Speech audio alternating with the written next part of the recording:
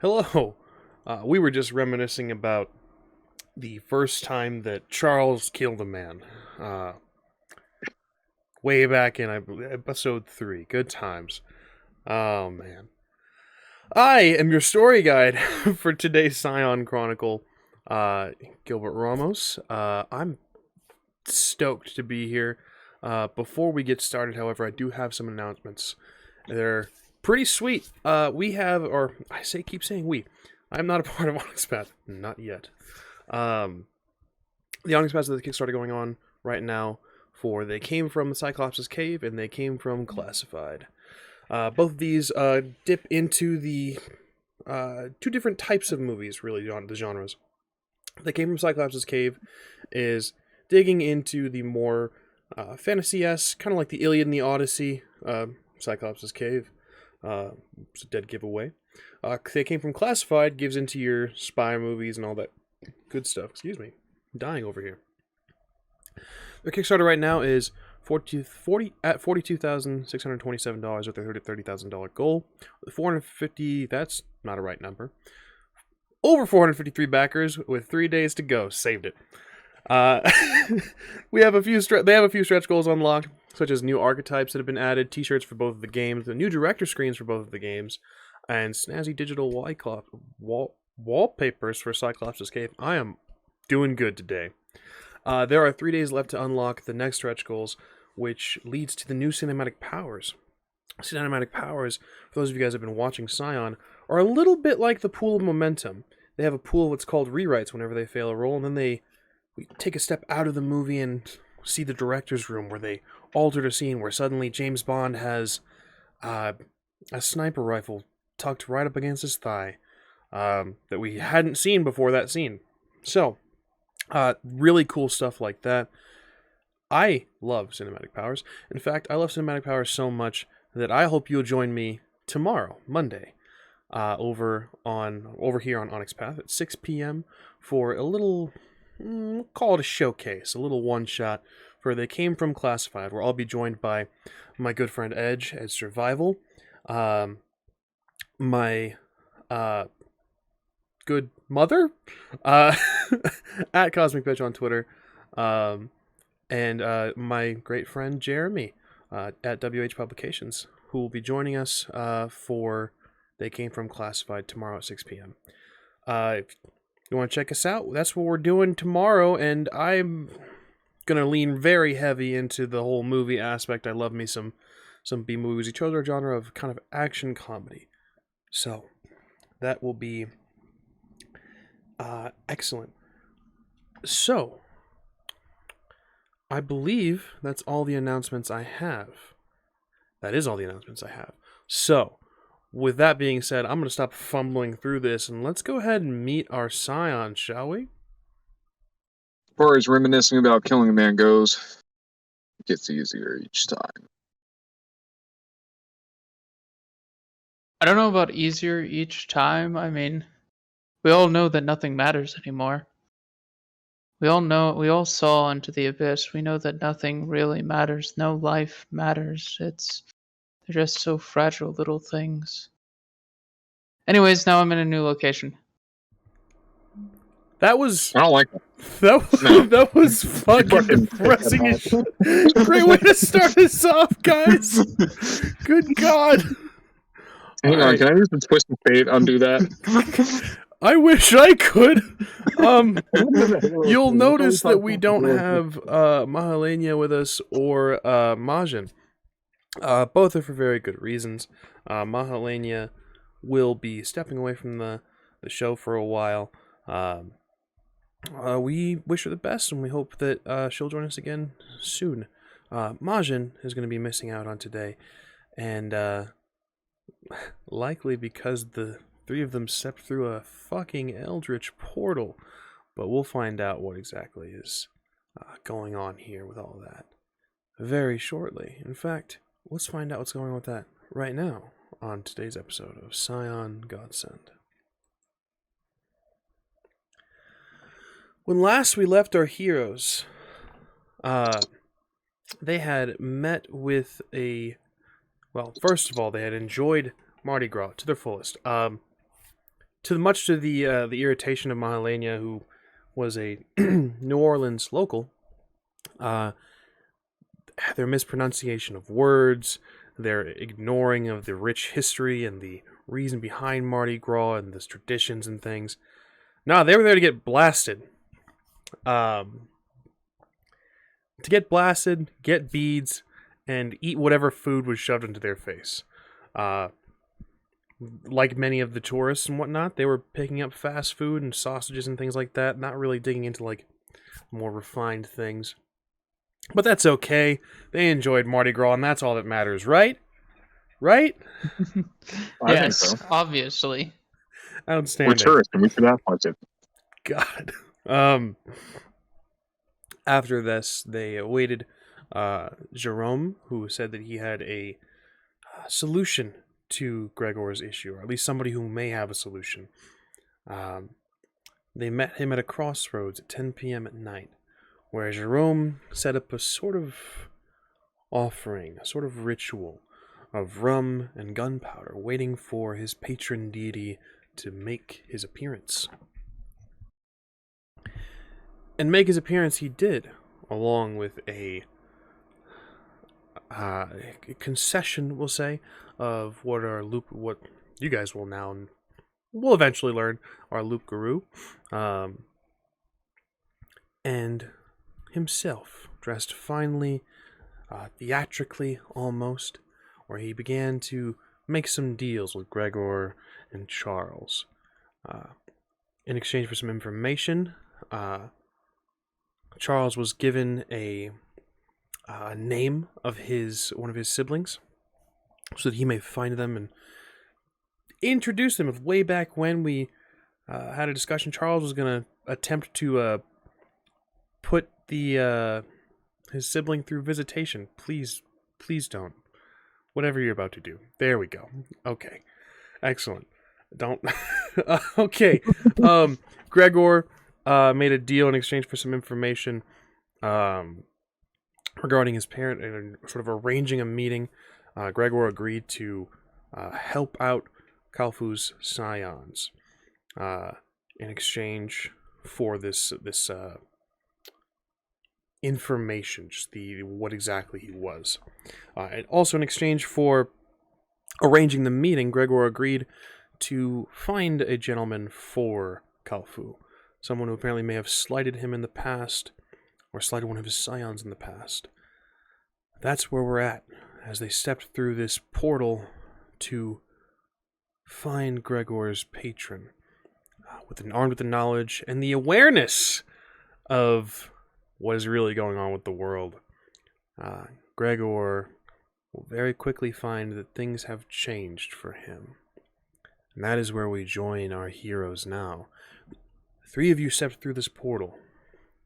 As you step through, one by one, looking out into the desert, Charles, Gregor, Majin is not here. Turn around to the door. Did he just Is he not on walk the through with other us? floor? Yeah, did he just not walk through with us? He was Maybe. always the most terrified of everything. Is he paralyzed with fear? No, he is not with Kalfu. Kalfu, you can see, is closing the door. Big smile on his face as he seals it tight closed behind you. That was a way out, wasn't it? Do we... How... Whatever. I imagine didn't make a deal. You think that he just wasn't allowed in? Maybe. I don't know, man. I just work here. No, you don't. None of us work. It's a You desert. Right now. Nobody Let's get to works work. here. Oh my Not with gosh. that attitude. Okay. Out into the endless desert we go. Is Chim Chim here? Chim Chim didn't make a deal. Chim Chim scampers out from the backpack. He looks around. He looks like he was taking a small nap. Was he kind of... looks around. Looks at you. Starts to sign things at you. I'm going to sign beignet.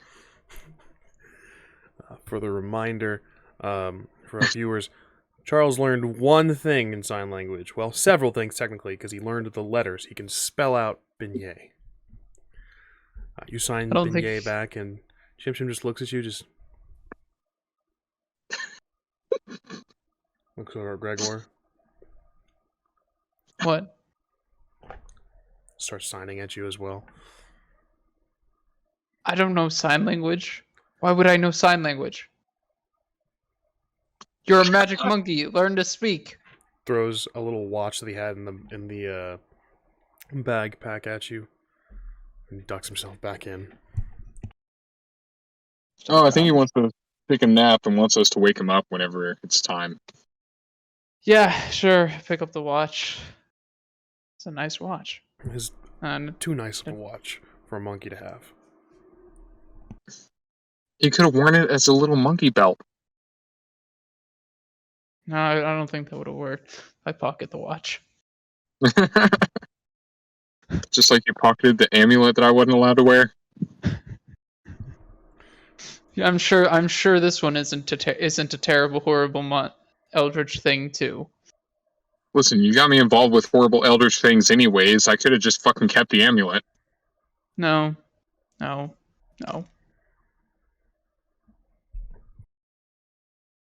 Fine, All right.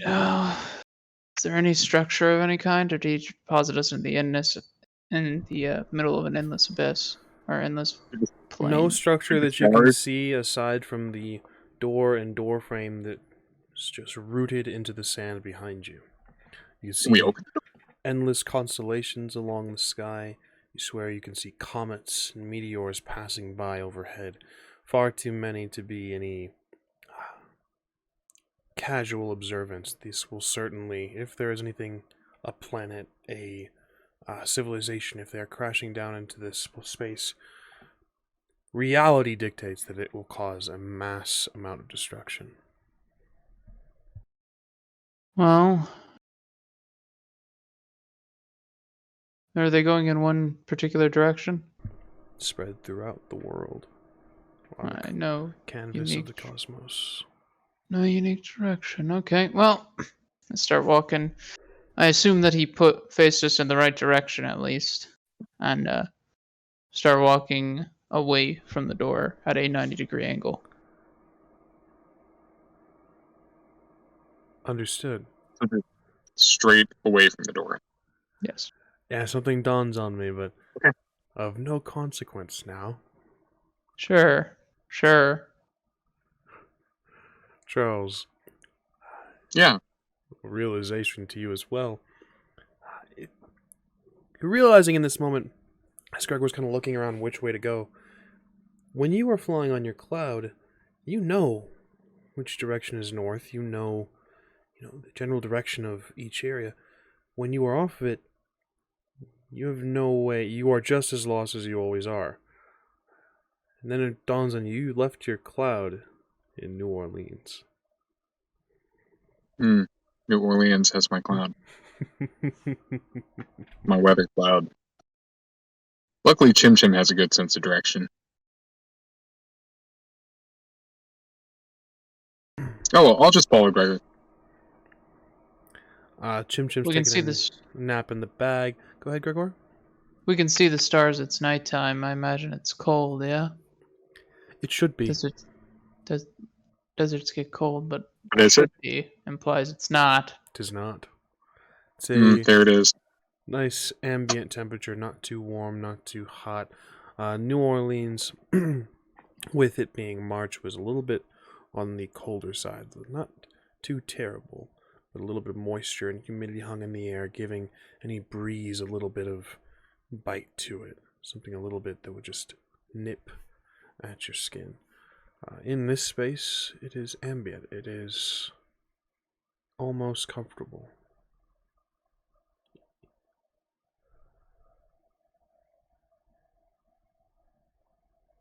Weird.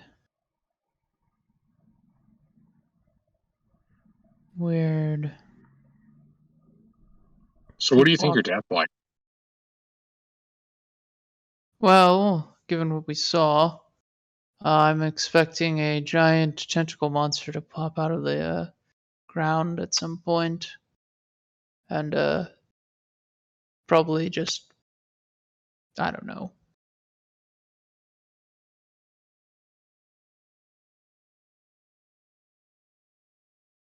There's no real way. They're all different from what I could tell. Hmm. I meant like personality traits as an individual, but physical traits work too. No, I don't know. If I had to guess, he's at least protective enough based off him defending me from the King in Yellow. I mean, he made you, so he's got to be kind of fun, right? Maybe. He could have also made me because he wasn't fun. But you're fun, so if he made you, then there's got to be a piece of him in you, and so I think he's going to be kind of fun. I pull out This the will be nice. watch. I pull out the watch. Can a watchmaker accurately tell the time? No, they make a watch because they need to know how to they need to be able to accurately tell the time. So it's entirely possible that I was made for a different purpose. Maybe he wanted to be fun, and that's the issue here. So he made you to fill that Yeah, need for fun. that's what I'm getting at. That he himself isn't very fun and designed me so he could. Alternatively, he is very fun and he made me because he wanted to make a little sculpture that he could smash into the ground. Well, that doesn't sound very fun. And you ever did?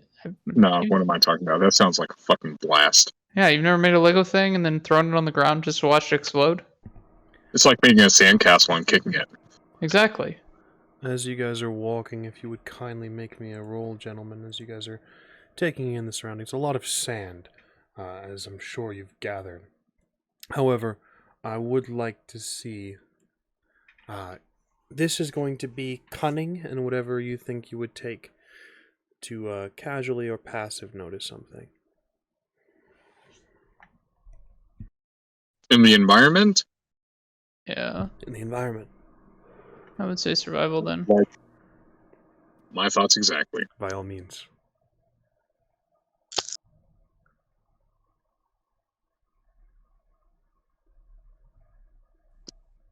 Okay. Calm down. Ooh. Don't need a good roll right now. God damn it. 5 successes. Out of a 6 dice pool. Successes. And 2. Charles. And 2. You kind of focus on the path ahead. The stars are beautiful. It is a nice temperature. It's actually not terrible. This is very different from what you've been experiencing whenever you are going on GREGOR adventures, as you've dubbed them. GREGOR, you're on edge. It's beautiful. It's comfortable. It's too comfortable. You could very easily, take a nap here and then just get comfortable enough that it's worrisome. You shouldn't feel as at home as you do here. You notice as you are keeping on edge a difference in the sand, different colorations leading to the left and to the right. Sand seems darker. Even as the winds shift it, the colors never change.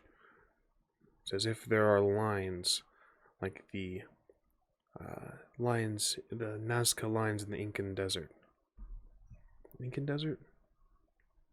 Yeah, they're It's in Incan. Peru. I believe they are Incan. But either way, you've noticed these sort of copycat Nazca lines. Huh. Interesting. Sand shows they don't move. Okay. Well, let's go ahead and do the arguably less safe thing and investigate that. Cross them once, see if that anything happens there. Cross them? Yeah. Gregor, you've used a very fun, interesting word, investigate. I'm going to give you your choice entirely of attributes and skills. Okay. Charles, you can see Gregor kind of mulling this over. Gregor, would you call on Charles for help and assistance? I'd point it out. There seem to be these lines. I want to take a look, see what's going on. I believe I tend to use integrity when I'm trying to investigate things. And intellect? Would that work? By all the means, it is your choice. Alright. Charles, would you like to assist Gregor in this? If it's about the environment, could I use survival and intellect? You'd make a separate roll yourself. Helping him out would just be granting him an enhancement. Mm-hmm. If you'd like to make a roll yourself, absolutely. Okay. Nope, that didn't give anything. 4 successes.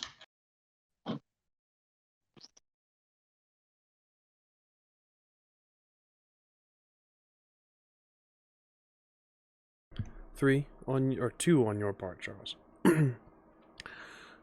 Charles, you recall the Nazca lines in Peru. I'm gonna feel like a real ass if these aren't in Peru. To anyone who knows what the Nazca lines are, don't roast me. Charles, you recall They're them, in Peru. God bless. They're in Peru. My memory is not. I don't have Alzheimer's yet. Yes. Not yet. Charles, you look at the lines. You recall the Nazca lines. You know for certain that if these are like the Nazca lines, they shouldn't be observable from the ground, unless they are much smaller.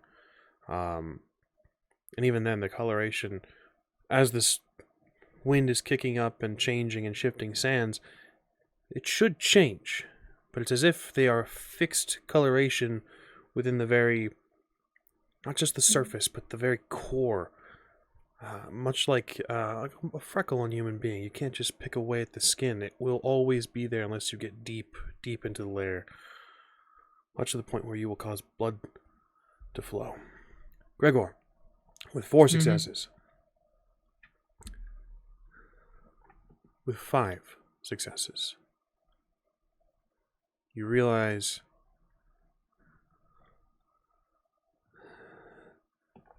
you feel as if you get a bigger picture. You're still on the ground, but you feel as if your consciousness is faded into something akin to a bird's eye view. Not too high, but just a few feet away, drifting further and further. You can blink and see that you're still on the ground, but you're constantly shifting back and forth. These lines are traces. Nothing. No pictures of spiders, or falcons, or eagles. Squares, geometric shapes, almost as if a city was here once. And you realize you shouldn't be able to examine it like this. What?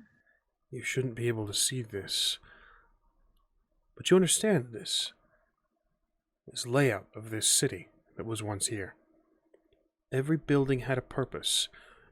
There, the large square was where the government, where the village elders, the political leaders, whatever the tribal leader, whatever civilization this was, this is where their figureheads stood. You see other lines, clearly farmland. What would grow in a desert? What would grow in the sands?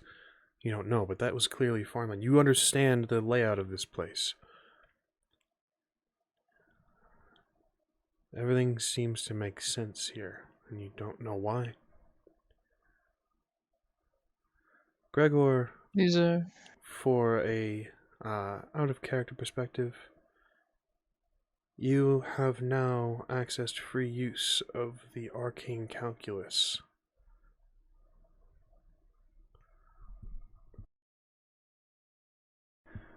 Charles, you can see that Gregor is blinking, shaking his head a little bit, staring down at these lines. Looks uneased a bit.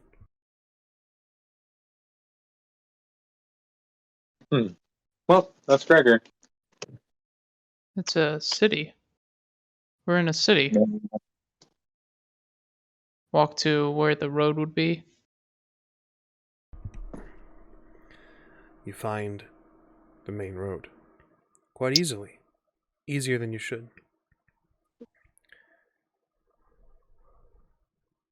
I'm gonna walk to where those village elders would be. You do this. You walk. There it is, where the entrance to this building should be. A flash.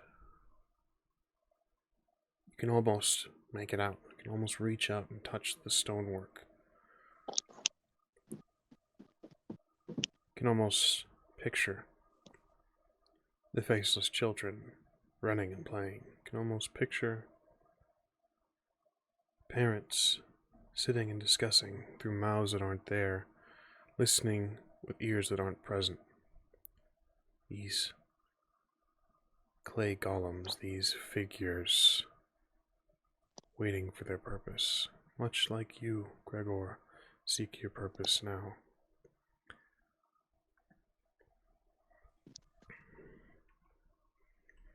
I'm gonna... Said I could almost touch it. I'm gonna reach out and see if I can physically touch it. While I can see all these, or, try to... These kids running around, try to get into their path. See if I can get anything tangible to happen. You reach out and touch where the walls would be. Both of you, Charles and Gregor, you see as Gregor reaches out his fingers, traces over nothing. Dust. In a flat line, completely vertical. Even stonework is not this flat. As you trace your fingers along nothing, you don't feel substance, but you can feel as your finger drags through the air, and you can see dust. Small molecules and fragments, not of skin, not of dirt or decayed matter. This is the stars, Gregor. This is the remnants of stars at your fingertips. The line you've traced remains in the air.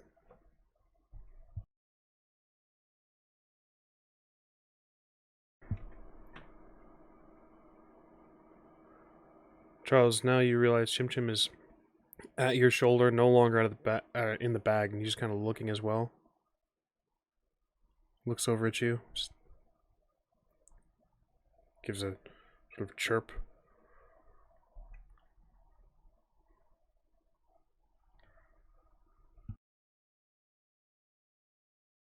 What if we wipe away enough dust to walk through? Good idea. If it's not... Is the line tangible after I've touched it? Excellent and most interesting question, Gregor. If you touch it again. Yes. The line has substance. When Flatter than it should be with stonework. Smoother than any mason could possibly make it. But it has substance, and behind it and around it doesn't. Or when I touch directly to the side of it, do I end up interacting with something again? You touch next to it. Do you trace down or do you poke through? I'm gonna wipe. Stardust falls once more. Your handprint smeared across nothingness. You leave a bit of stonework in its wake.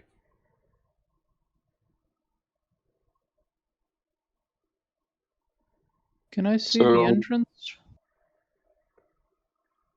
Just out of your proper field of vision, yes. Charles, you had something. I was going to say, so can we poke through the dust? Charles, do you try? Sure, I'll try and poke through the dust. Through the spaces where Charles, or rather where Gregor has already wiped and revealed, or just next to them? No, next to them. I'm going to try with my pinky finger. I'm willing to lose that. Excellent. It's a new thumb. Gregor, you see him doing this. What do you do? How do you feel? I'm gonna no. Maybe don't poke it. You don't allow him. I'm gonna try to stop him if he is faster than me. So if he sees me acting and he's just like okay, and then just does that, I mean, Charles? I mean, I'll follow Gregor's lead then. Then what are we going to do?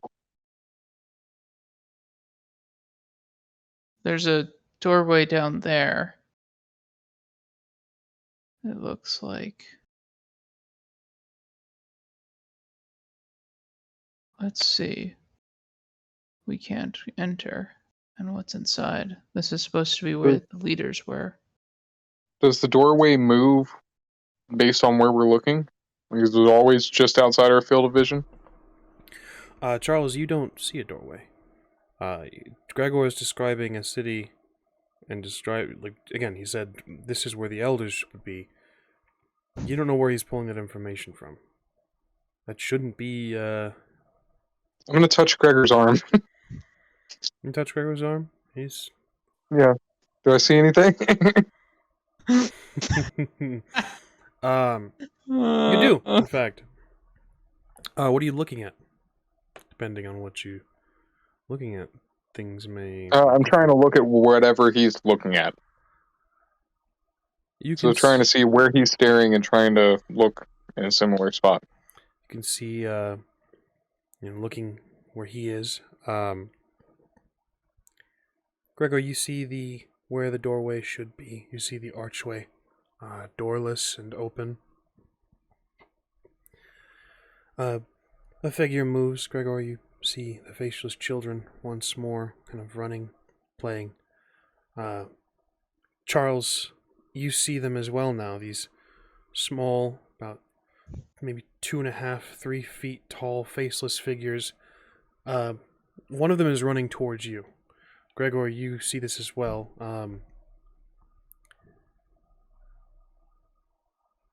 It stops right in front of you, Charles. Looks up with no eyes. Yeah, I'm going to give it one of these. You do this. Still holding on to Gregor? Mm-hmm. Okay. Gregor, I have a question for you. All right. Something is going to happen here, but you need to ask you a question. What do you think happens when Charles interacts with this creature? If I had to make a completely wild guess, one of two things is going to happen. Either A, he's going to blow a bunch of dust around, and this creature is going to be normal, visible to him, no longer translucent. Or B, it's going to take some sort of offense, and we're going to end up with everybody around us just kind of stopping and looking at us. But I have my answer. Yeah. It sounds as if you think that Charles can interact with this creature, yes? Yes. Indeed. Charles, you blow at this creature's face, this small, faceless child. Dust scatters away. Where you blow, where the wind escapes your lungs and cascades, you can see the creature come into being. Streaks cross, forming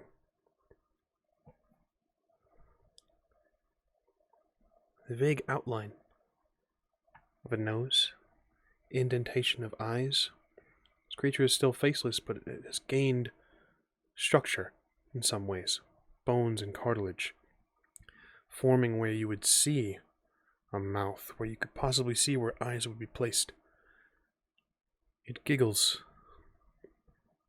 in the sound of a chorus, as if a church choir is singing. 3 or 4 notes, and you hear an orchestra. Yeah, I'm gonna let go of Gregor's arm. It's still there.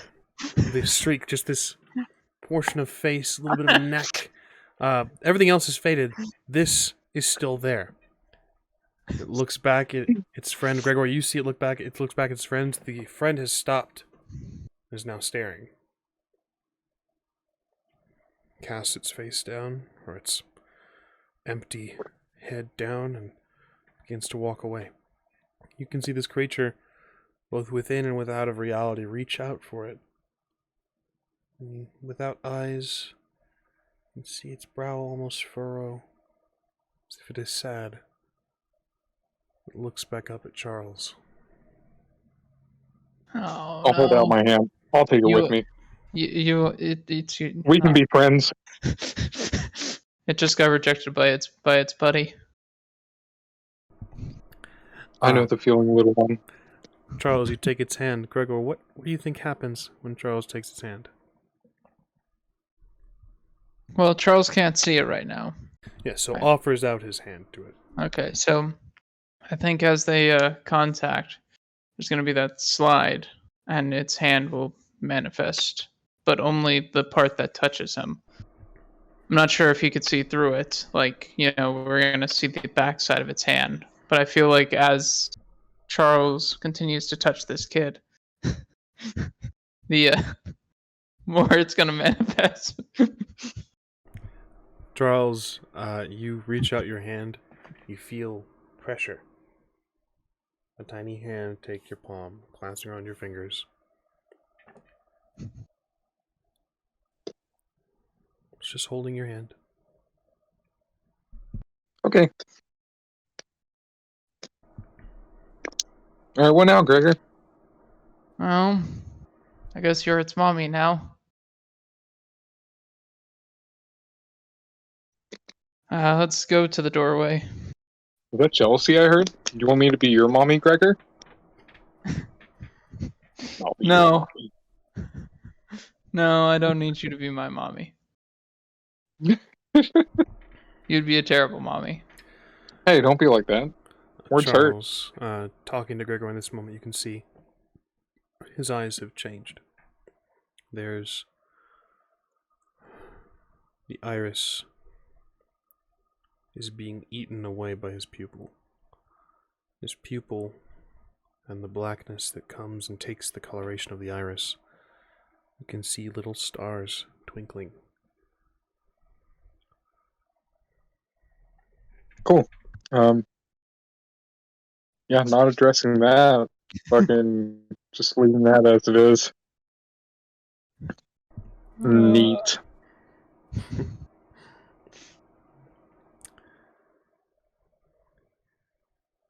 So, to the doorway. To the doorway. To the doorway. You guys head over where the doorway would be, Gregor. Mm-hmm. What happens next? Well, said it was open, an archway, really, more. So, entering, to give Charles context of the dimensions of it so he doesn't try to walk through the wall, because I don't know what will happen if he does that. Just hands on both sides to leave marks.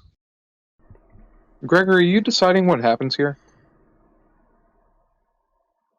Like, What? is this yours? Are you making this? Are you doing this? I don't know what you're talking about. This city was here when I was. When we are you suggesting I conjured up this city? Maybe. It's your dad's realm. I slept under a mountain in mine. Those two things don't equate. at all. Listen, So- just I don't know, manifest your daddy into being or something. Tell you what, let's not do that one, because if it's that one, I imagine it's not going to go over well. You guys, I go ahead. yeah no continue. You guys can see, as you guys were walking to a doorway, it's only a few feet away. The child does not let go of your hand, Charles, as you walk. Mhm. Swinging, kind of swinging your arm. With each swing, dust begins to fall away more and more and springs into existence.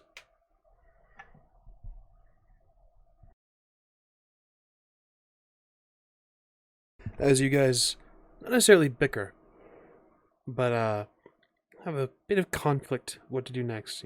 Manifest your daddy into existence. Child giggles once more. You can hear the giggle. And an echo of that same chorus.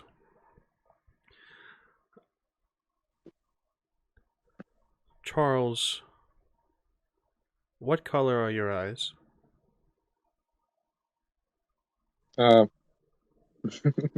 Blue. Gregor, what color are the child's eyes? Egyptian-esque, so I'd say probably brown or hazel. Hazel is a fun term. The coloration of, green with brown flecks. Hazel. The child's eyes are hazel. The child's eyes do not have flecks of green. They have flecks of the same blue that Charles. His iris is within this child's eyes.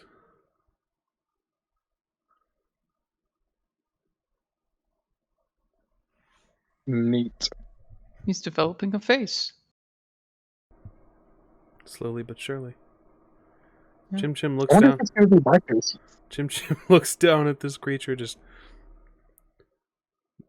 eyebrow raised, just looks at you, slaps at your hand, just What? No, Chim Chim, it's already taken my sense. Its mother will never take it back. starts to sign feverishly at you. I'm going to sign beignet. Chim Chim just punches your arm, just starts to sign a little bit slower. I'll sign beignet just as slow. Oh my god. Goes down your arm, just clinging to your forearm and like dangling there. He's looking at this child. The child's giggling. The chorus is getting louder and louder.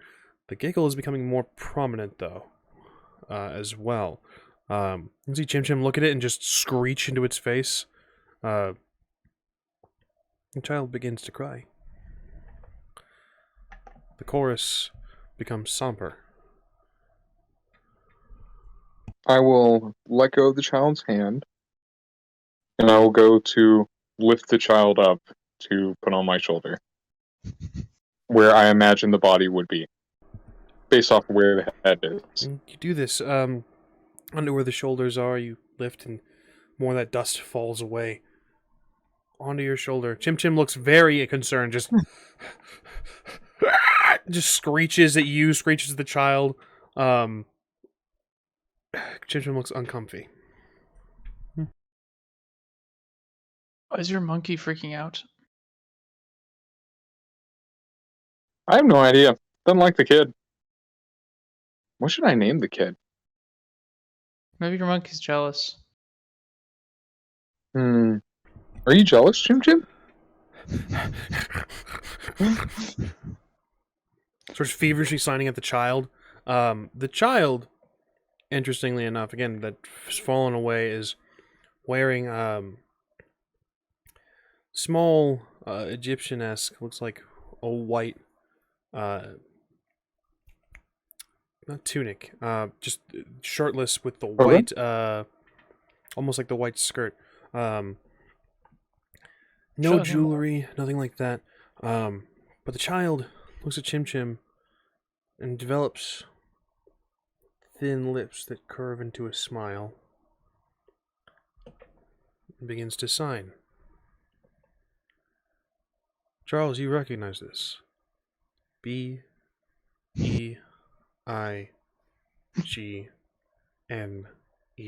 I don't know what they stand for. Correct. All I know is he knows the same amount of sign language I do. Yeah. So, Yeah, this kid is smart. You just saw that happen and you already figured it out. I know, but it only took like 2 or 3 times for him to figure it out. Yeah. Clever kid. he giggles. The chorus is no longer present. He giggles with a chuckle and a laugh that, Gregor, you remember. In 2 memories. It is your laugh. It is Charles's laugh. Charles's laugh when he was small. Your laugh when you were crafted. When you were small. Somehow those notes hit those same decibels of noise, and can find the 2 voices of young Charles and young Gregor.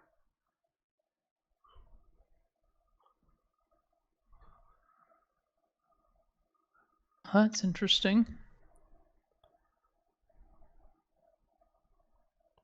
I think the kid's a clone. Hi. I'm Charles. Hi, Charles. I'm Gregor. Looks over to you, Gregor, just more dust falling away from its face. Slowly but surely it's taking on more facial features. Slowly but surely it looks more and more like a child version of Charles. Aw, how sweet. Can I pet your monkey? That's up to the monkey.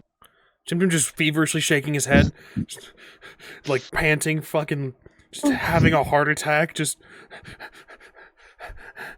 Would you like to run around? You can chase the monkey. I'm okay right here. Hugs your head. You can see more dust fall away as it makes contact. Now it's become all but present at this point.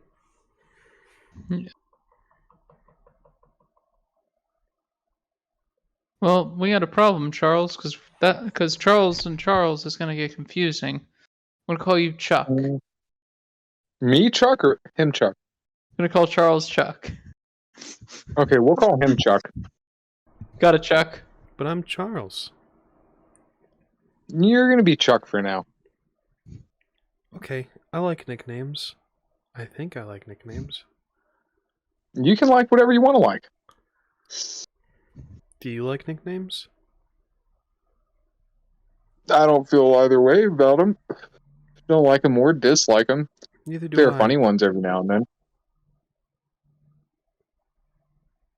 Neither do I. Let's work on making you your own person. I am my own person. I'm Charles. Okay. I'm gonna pat his back. Where'd your tail go? I don't know. It's kind of weird.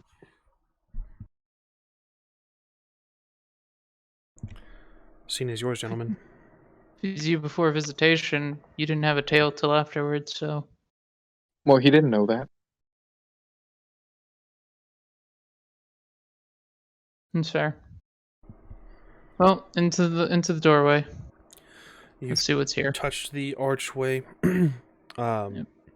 It's become fairly visible. You step inside. Yep. Why not? Charles, do you follow? Yeah, absolutely. Can I trace my fingers through the air and try and like make my cloud appear?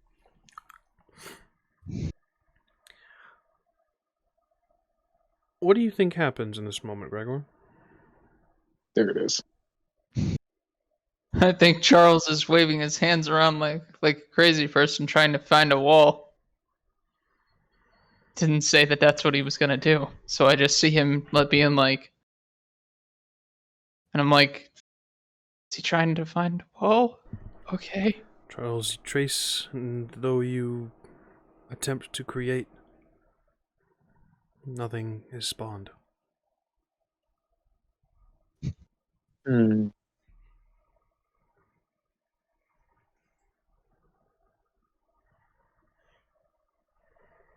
Okay.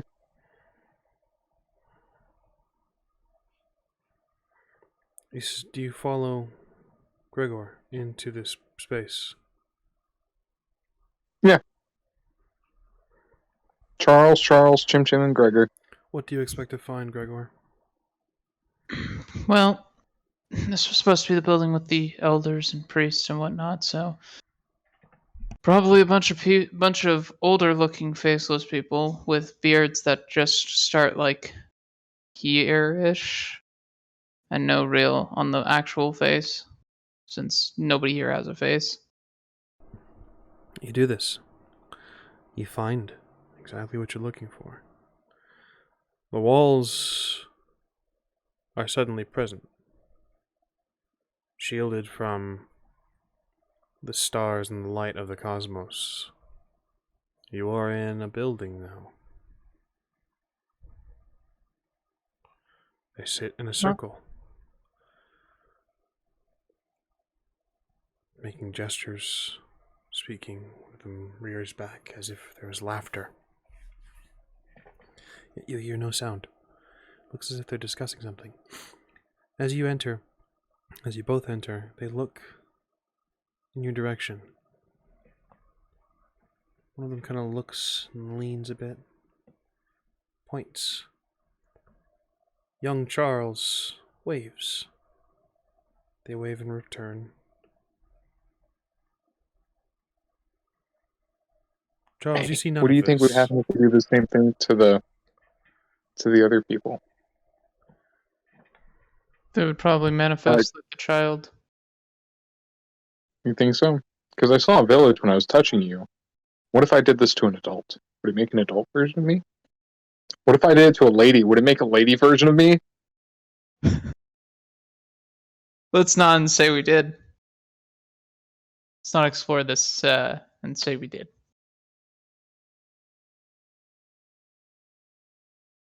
I'm going to. They're supposed to be the wise people here. I'm honestly assuming that my death purview is why I can see these people. These are just trapped souls. So I'm going to do what I do all the times that I've interacted with the dead and attempt to talk to them.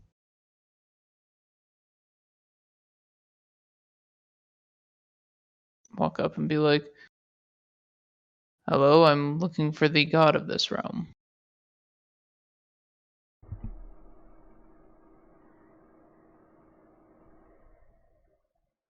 Move forward. I gesture Sit for where you to sit.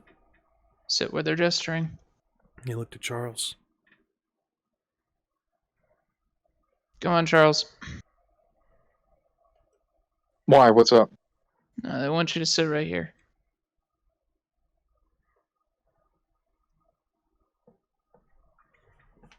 Oh, okay. I'll set Charles down right there. Set Charles down there.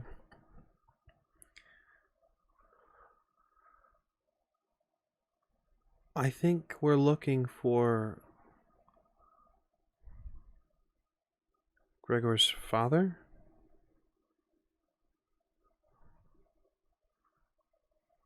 Yep. Sounds right to me. These elders nod.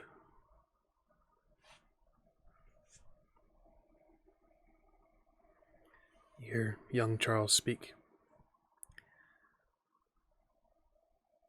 They said welcome home. They didn't expect to see you again. What the fuck is they?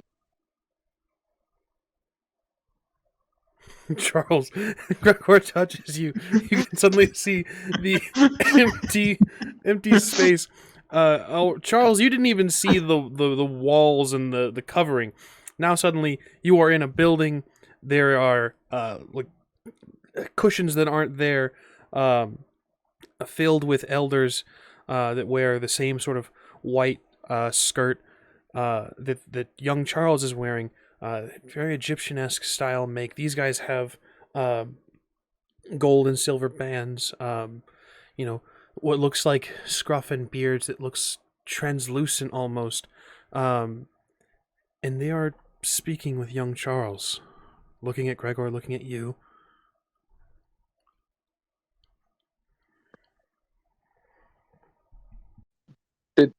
Did he say that they were saying "Welcome home, Gregor"? Yeah. Mm-hmm.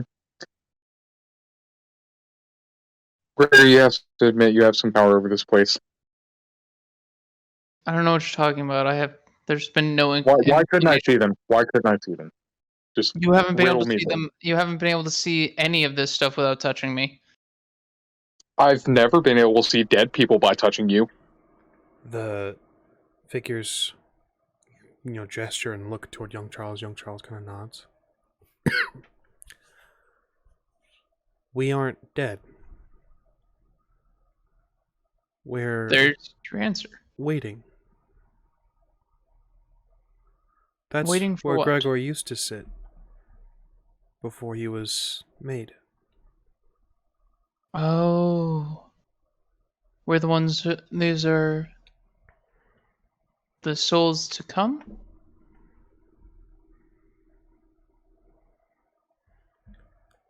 Young Charles looks to the elders and they kind of nod.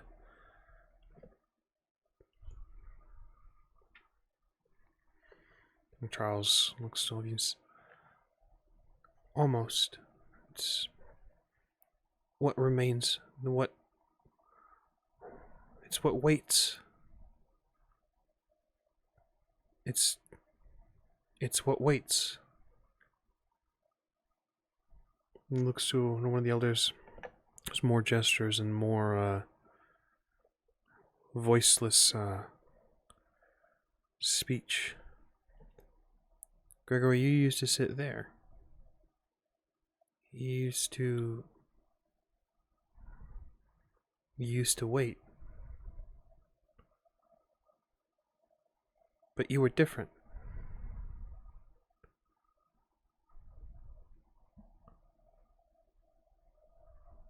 Who did you say your dad was? The Shadow Pharaoh.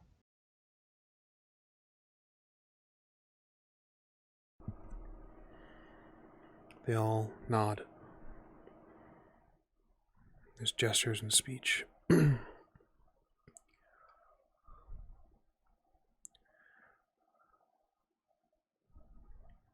Young Charles looks and says, "You were handcrafted. Personal project. You led the council.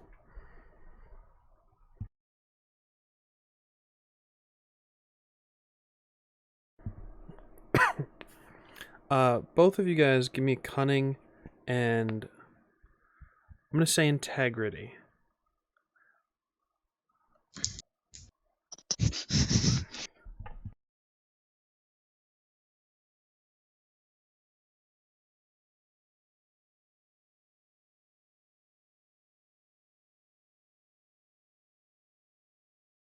I got 4.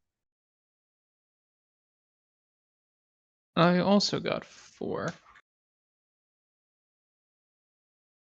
Both of you guys realize, as young Charles is talking, he's growing.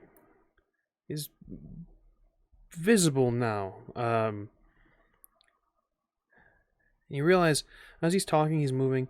He's shaking the dust, shaking the nothingness off of his own body now.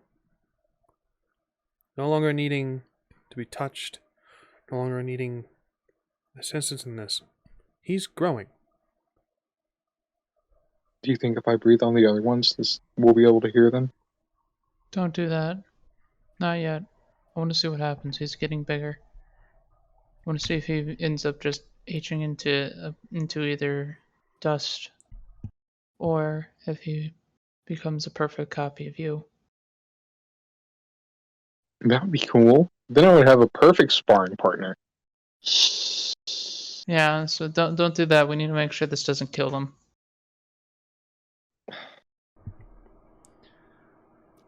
You wanted to meet your father.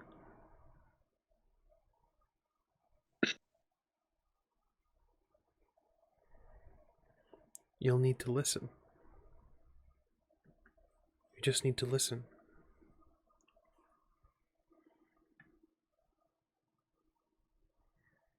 Listen to what?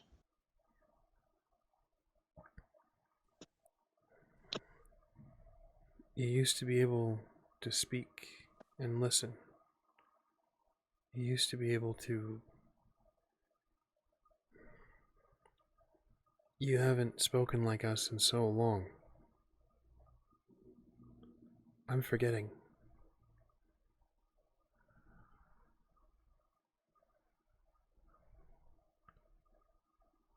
You need to listen.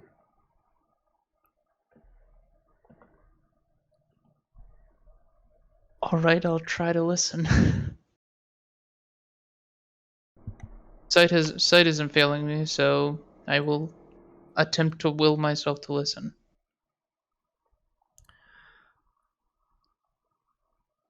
Under normal circumstances, I'd like to give you a choice of things, but in this, I'm going to ask for a very specific role. I need resolve and occult, please.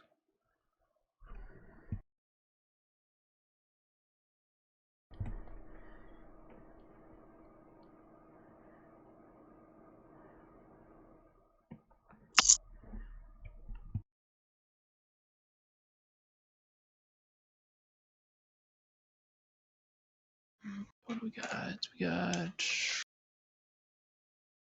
Roll that one. Neat. 3 successes and a 1 sitting. Excellent. You can almost hear the voices of these men, these women, these formless beings. It sounds like a chorus. It sounds like singing. It sounds like the church choir mid-song. Are you still clinging to Charles? Yeah, so he could comprehend all this. Charles, you hear faint notes. Harmonization of just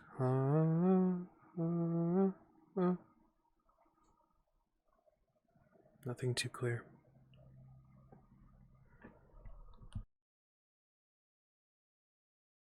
It's kind of like neighbors down the road playing mariachi music. I am those neighbors. Sounds like singing. Gospel? Choir. Listen. Listen. A teenage Charles now sits before you.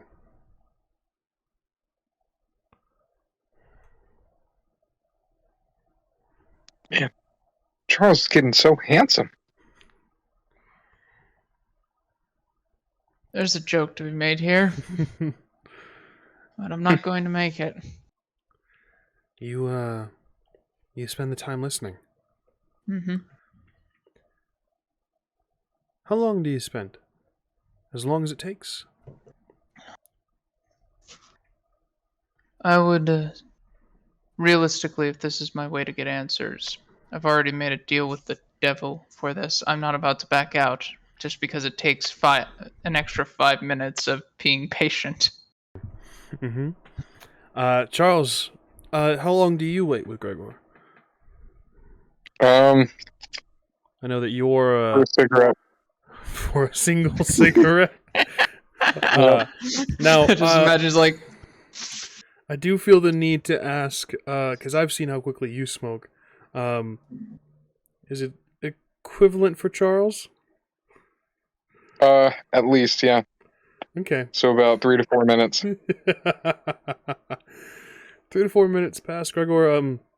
Not going to require a roll from you. Focusing, you're trying, clinging to Charles. Charles, you smoke and it's out. Yep. Gregor, I have to move. I have to do something. I can't sit still like this anymore. Okay. Talk to Charles.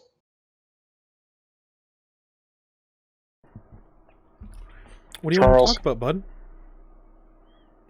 play Now, with me. grown Charles is before you. No tail, but a man. The only difference is one has sideburns. I have a tail. You what? The sideburns? That's where you're gonna get caught up on? Yes. Charles looks at you and says, "What do you want to play?" Tag, you're it. I'm gonna tackle him. You tackle him. You leap off. Tag is a running game, Charles. Yeah. Do you run?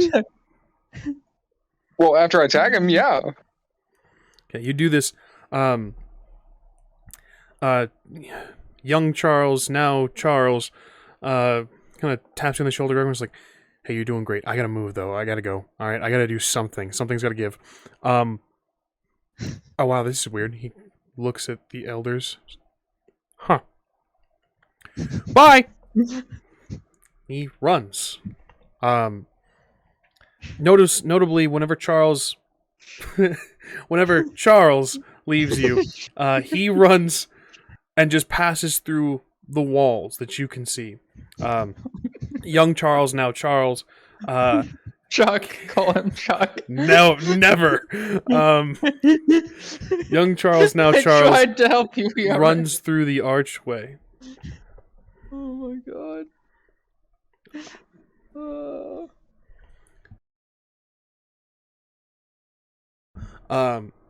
Charles, I need a roll from you. You're running. Yeah. How serious is this game of tag? Are you letting him tag you, or are you trying to win? I'm trying to win. What are you talking about? Go ahead. I believe dexterity and whatever. I would lean toward athletics, but you can use, depending on how you want to do this. It's up to you. Since I'm running on sand, can I use my survival and then use my specialty in wild running? Absolutely. First time we've seen a specialty be used, because they're strange in Scion. It bothers me a little bit, but I love this fucking game too much to care.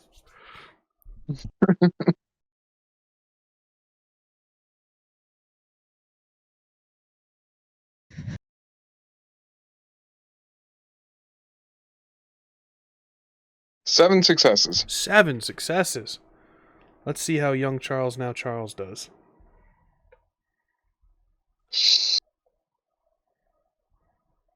Ooh. Oh no. 5 successes. He's on your heels. As you guys are running, describe to me, take a little bit of narrative control. What's going on, Charles? You can see just dunes of sand. The wind has picked up a little bit. Chim Chim's in your bag, just like screeching, like, yes, finally, fucking go, run, run, run. Yeah, so I'm running up the nearest dune as young Charles is chasing me. As he gets closer to the top of the dune, I'm going to vault over his head and slide down the dune. Back towards where Gregor is. I imagine he's sitting like at a little precipice at the bottom of the dune. You do this, you vault over him, he looks up at you, you can see eye contact, you can see the smile, and there are fangs on his lower rows of teeth and his top. And there's a little bit of sideburn growing. His hair is changed, as if he's recently had a haircut with a shard of glass. You can see, as you flip and you kind of glance back, there's a tail peeking out from under that little white skirt.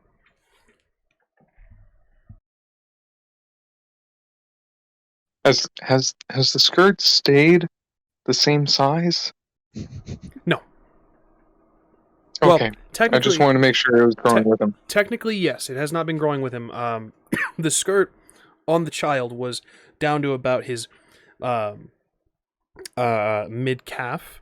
Now it is just above his knee. Okay. So the skirt has technically stayed the same size. My concern, my interpretation of your question was like, is this dude covered? Yes, he is covered. Okay, cool. Cool. Yeah, and then I'm going to run back towards Gregor, vault over him, and then, just keep playing tag. You do this. You vault over Gregor. Gregor, it's a little bit hard to concentrate as the two Charleses kind of vault over you. Young Charles, now Charles, even takes like just laces his fingers, kind of uses your head as a vault, just leaps over you. You can feel the fuzz of the tail kind of drape across the back of your neck. Don't like that. Two Charleses playing in the sand. There are worse things that could have happened. This could have gone much worse. You guys continue to play. Charles, give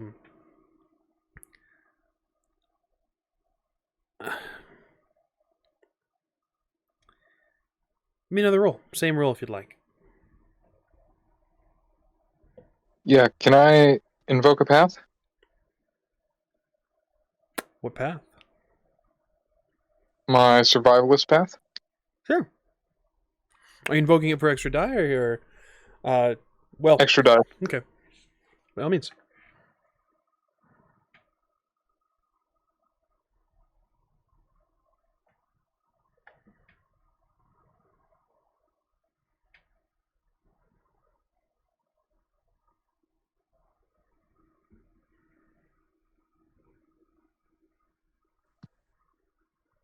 Eight successes. 2 successes. This being looks like you and is quickly becoming more and more like you. It's learning to move with its new elongated limbs. It's learning, doesn't seem to be on the same level as you. So it's learning to use its tail. It's learning to use, as time is passing, you can see that it is sort of becoming more agile. Muscle memory from what it is watching.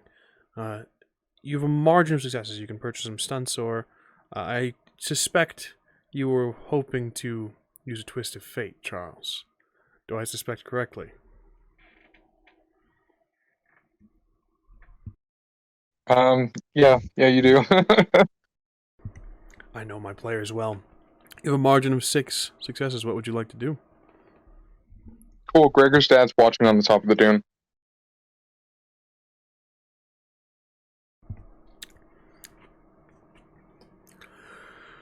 A thin line, Charles.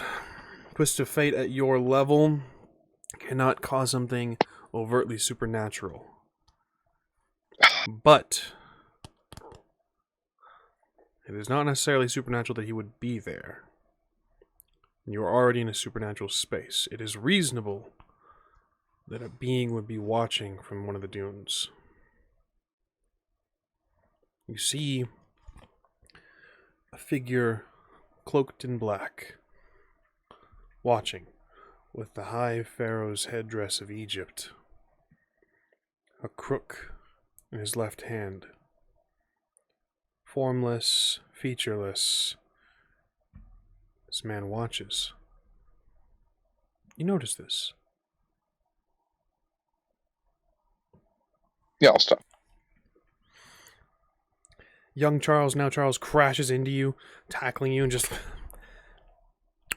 pokes you in the forehead. Tag, you're it. Runs. Hang on, Pharaoh's watching. Oh shit. Oh shit. Oh shit. Waves. Hi, I'm Charles. I'm also Charles.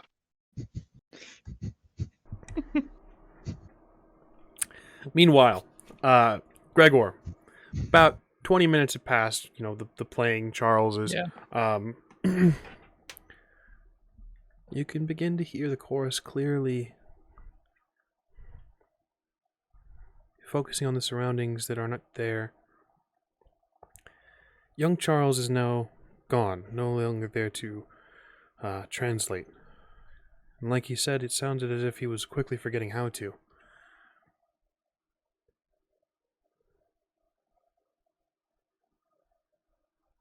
You can see. You stopped hearing the laughter and the playing of Charles. Instinctually, you peek up, ready for something to be wrong with him.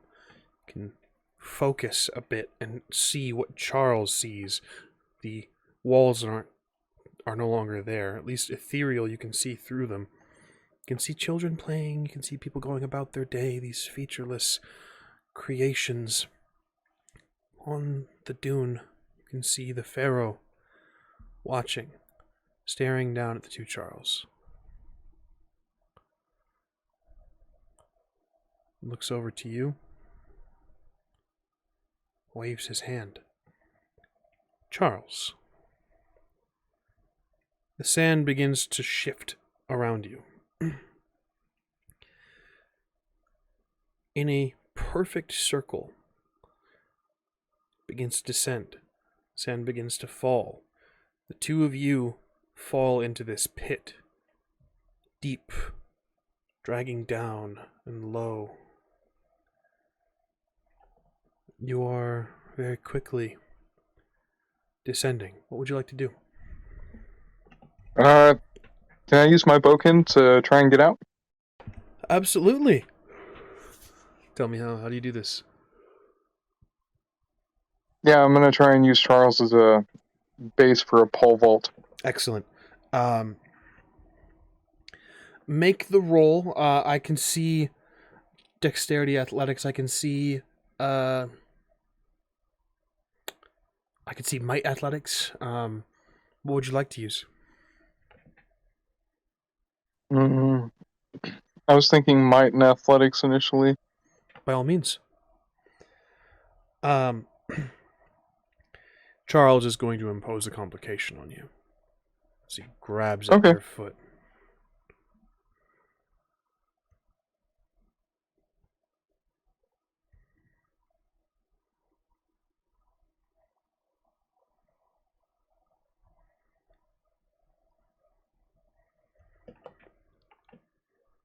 Results of your roll?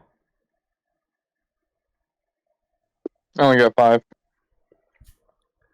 6 successes on Charles's part. This is going to get so weird.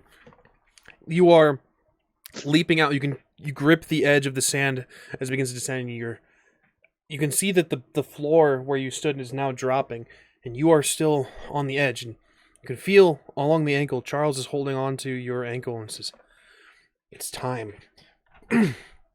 Pulls you both down. The pit has stopped. You guys fall into the sand. It's a bit of a cushion, but that impact, you are maybe 60, 70 feet into this pit that has now stopped shifting. There is sand still falling along the edges. Pharaoh looks down. Gregor, you see this happen. I get up and start heading over towards there. My friend just fell into what could potentially be, a pit of gnashing teeth. I presume I will be on the opposite side as the Pharaoh. You do this, you head over.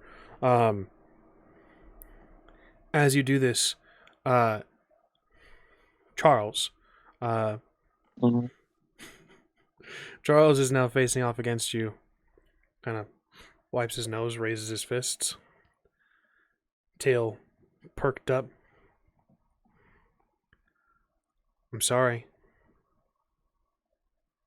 Why?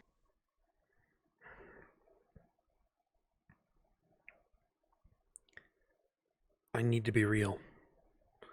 And he leaps towards you. Charles, what would you like to do?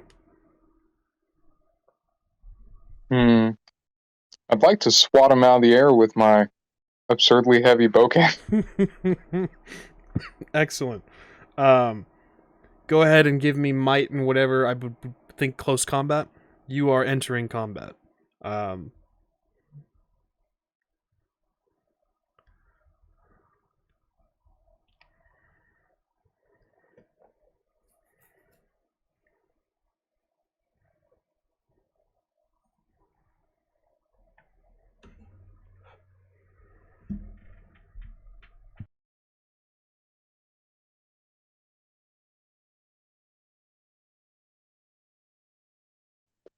7 successes.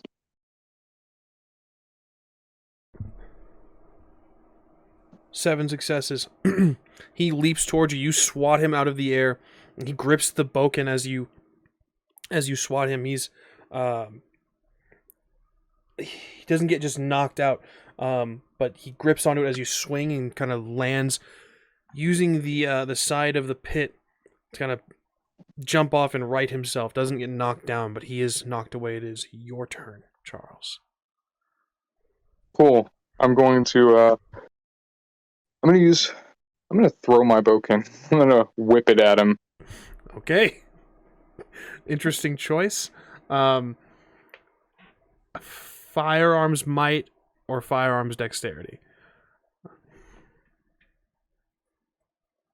What range is he in? He's in oh man, I gotta remember the range bands. It's I think if you're throwing something, it's athletics. It might be. He is in short range, not exactly close, or not in close range. Then engage with you. Okay, then I'll just use the reach tag then instead of throwing it. Excellent. Smack him. And I'm just gonna try and keep him at bay with a barrage, essentially. Excellent. He's going to attempt to do a defensive sound of dodging. Doesn't look great for him.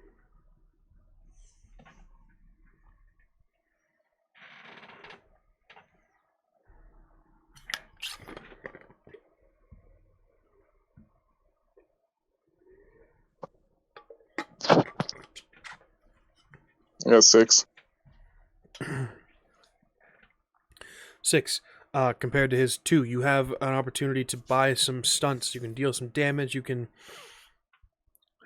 play with it however much you'd like. So you Cool. have 3. Can I use the 4 or the 3 to do a critical injury, or to just do an injury condition? Absolutely. So take a little bit of narrative control. How does this play out? Reach tag. He's getting ready to move up on you again. What happens here? I'm keeping him at bay with a flourish of strikes, essentially. And with that, I'm striking out as limbs as they reach my domain, my area of control. So kind of so like wrist, shins. Quick smacks as he's kind of reaching out, kind of disabling the reach. I like it. Excellent. We'll be back with you guys very shortly. Chim Chim is on your shoulders, screeching, smacking at your head, just like... Yeah. Chim Chim's, again, wasn't comfy to begin with. Is uncomfy now. Gregor, you can see this is happening below you. The Pharaoh stands on the other side of the pit. It's about 30 feet in a diameter.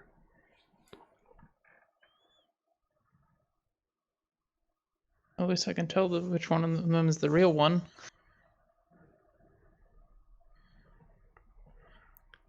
You can see behind you the elders have stepped up behind you as well.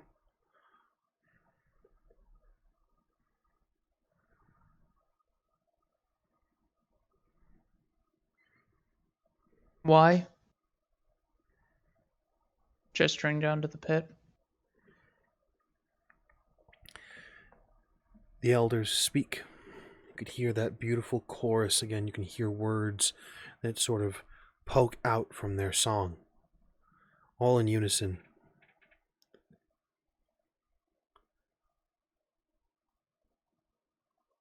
Because I love them.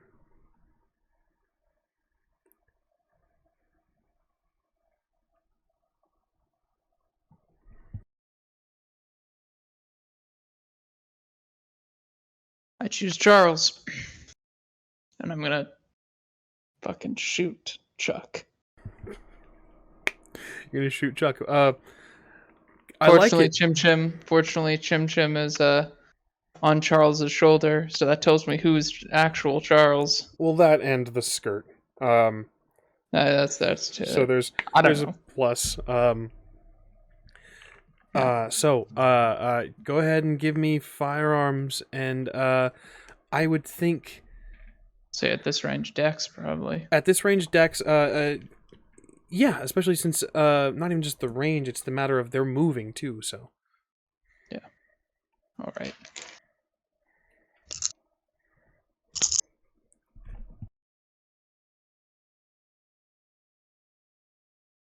Okay. Exploded. Only 3 successes.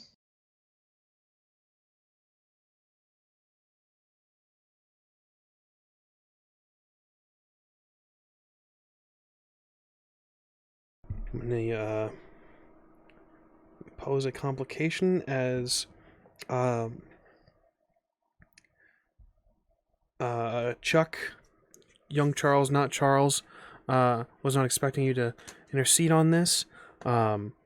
Complication being that if he can't buy it off, then he's going to leave an opening for Charles.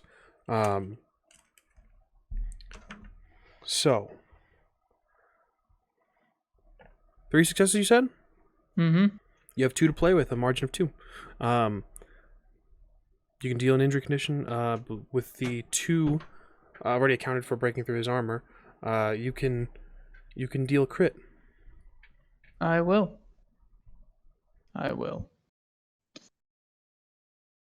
Take a little bit of narrative control. Where does this bullet hit, Gregor? So since he wasn't expecting it at all, he's gonna go for a hit on Charles, and then right through the shoulder into the lung.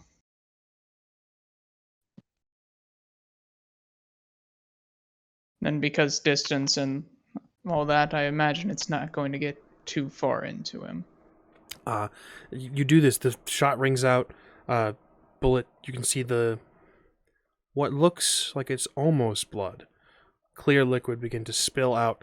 Looks up at you and just. Why, Gregor? Why? Paying attention. I choose Charles. There's no. There's a moment twinging. You've just shot Charles. He shot me before. There's a little shot Charles before. Multiple times, man. He blasted a gouge into my arm. Like, come on, this isn't anything new. There is a little bit of That's how sadness you know it's there. not me. Yeah. Choose Charles. Excellent. Yeah, fantastic.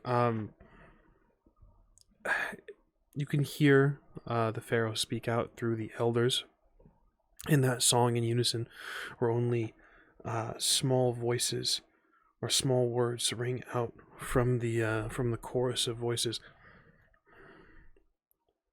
Why do you fight this?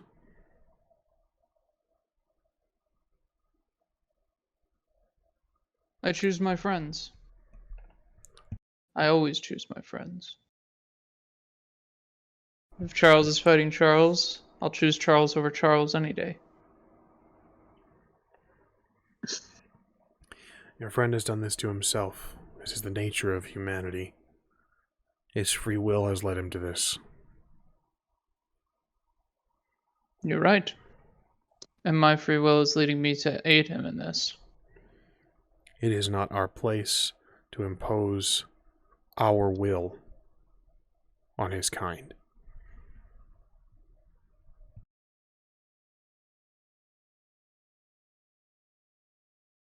Maybe. but I choose my friends. That is my will. If I must define my place to protect one of my few friends, I will. Charles, it is your turn.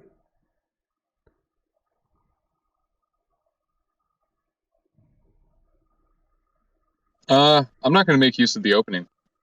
I'm going to say, Gregor, I don't think that was fair. I had this pretty well under control. You can see young Charles, now Charles, look up at Gregor and say, yeah, stay out of it.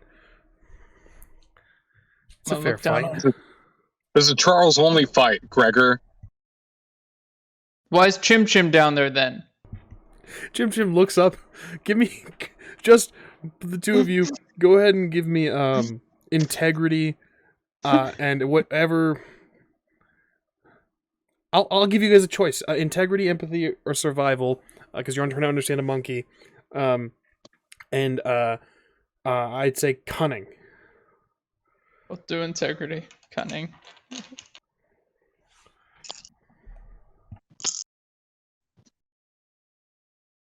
Can it be resolved since I'm having to fight with him Since batting you're at my doing fucking dome two piece? things at once, absolutely. Okay, cool. I'm gonna do survival and resolve. Okay, 3. 3 successes. Getting a lot of 10s, and I'm not sure I like it. Oh, I also have a 1 sitting. So Said 4, 3 and 4. Easy enough. Very fucking clearly, Chim Chim doesn't want to be down there. Looks up at you as you say this, just like, just screeching. Yeah, he very clearly doesn't want to be down there. it's not a Charles only fight if Chim Chim's down there. Then get him out of here, Gregor. Yeah, get him out of here, Gregor. You can fire a gun, but you can't help Chim You know what? Chim. I'm gonna throw Chim Chim at Gregor. Can I use master? Can I use Master of the World to give a Chim Chim a what is it? Fuck, not complication. The other one. Some footholds, some Enhancement? Yeah, some enhancement. footholds in the I like sand. it. Yeah, absolutely. You invoke your path. What path is that, Gregor? It's the Sage Knack. Excellent. So Charles, I heard you said you wanted to chuck Chim Chim. Okay, you Yeah, I chuck wanna Chim Chim. pitch Chim Chim at Gregor. Yeah, athletics. Well, your choice of athletics or firearm. Athletics, definitely athletics and might. Because I figure I'm having to throw him up. You said it was like what, 70 70 feet deep? Yeah.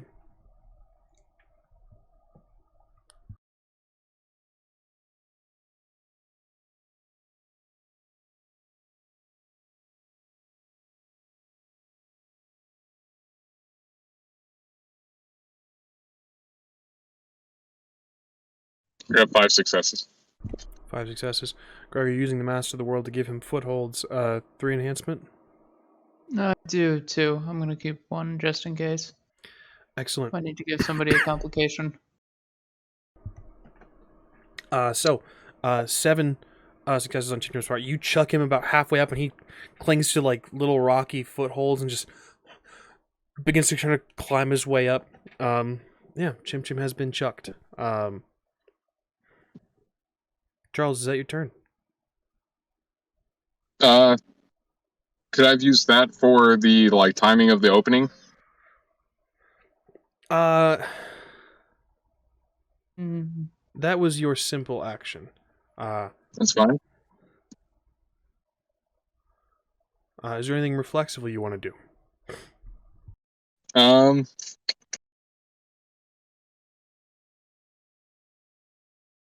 Nah. I guess I'll just prepare a defensive stance. Understood. Defensive stance.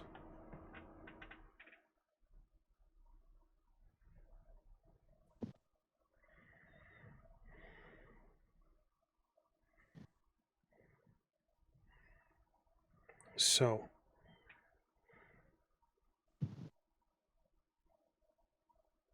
Ooh.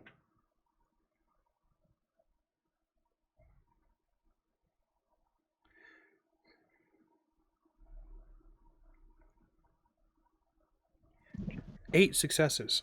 Go ahead and take your defensive roll. Okay. It's been a while. Can you refresh me on that real quick? Is it athletics and cunning? It is kind of up to you. There's there are multiple defensive stunts. But you, depending on what you would like to do, you can choose to dodge. You I'd can like choose to to try and just dodge. choosing dodge. hmm And I'd like to if it's cool with you, dexterity and athletics is what I was thinking, and then I'd like to use my close combat specialty of martial arts. What is your close combat? What is the martial arts specialty in?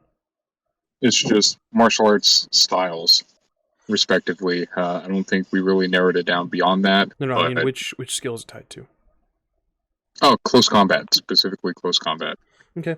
I would be using athletics and dexterity to try and dodge. Indeed. Yes. Go ahead and give that roll with that.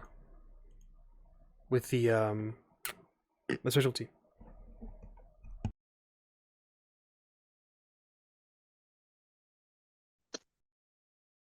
I got 5 successes. 5 successes. Mm-hmm. Against his 8. 5 material? 5 material. 5 material? Mm. Okay. With the enhancement, or with the specialist specialty enhancement, that gives him a margin of 2. Or a margin of 1, I should say, breaking your armor.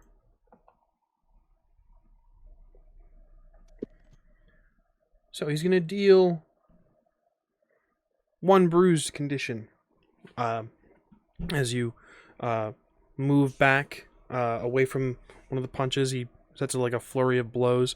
One of them does land into your left pectoral. Not as powerful as he would hoped as you are taking a step back, but that is his turn. We return to Gregor and the Pharaoh.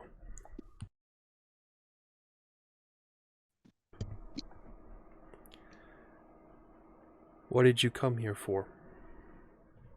The elders speak in unison.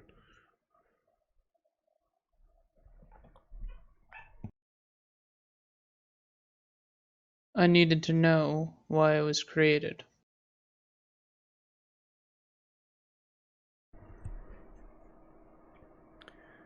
You claim to have free will. Why would your purpose matter? Because if my purpose is something that I wholeheartedly disagree with, I must stand against it. The knowledge of your purpose.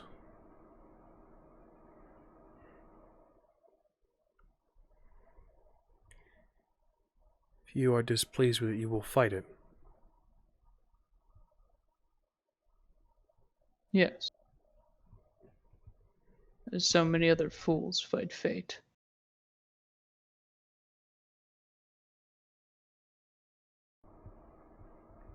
I did not create you to be a fool. Then you probably created me to be okay with my purpose.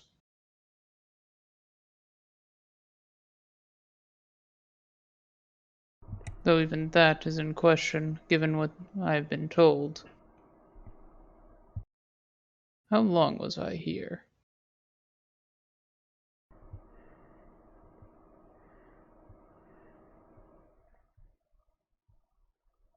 Do you believe I owe you answers? No. I'm not foolish enough to think you will simply give.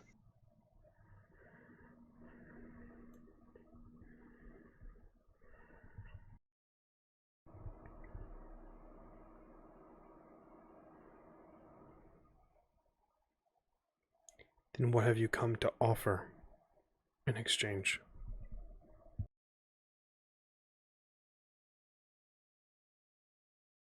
Well, when it comes down to it, look down at Charles. If you created me and I do not like my purpose, then I suppose that's leverage for you, isn't it? Whatever reason I exist, getting me to do that. And given how immensely smart this whole mythos seems to be, I imagine that's what you're doing. You made me want to ask questions. You made me an inquisitive sort, so you could get me to do what you wanted me to do. No?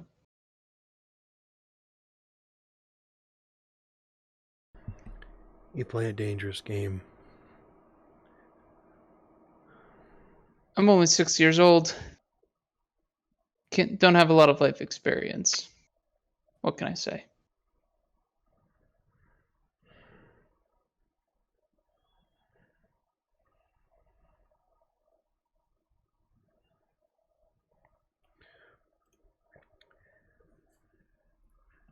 Give me your choice of presence, persuasion, or manipulation, persuasion.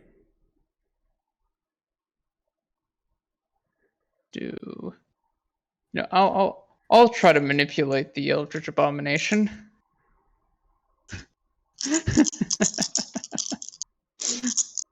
The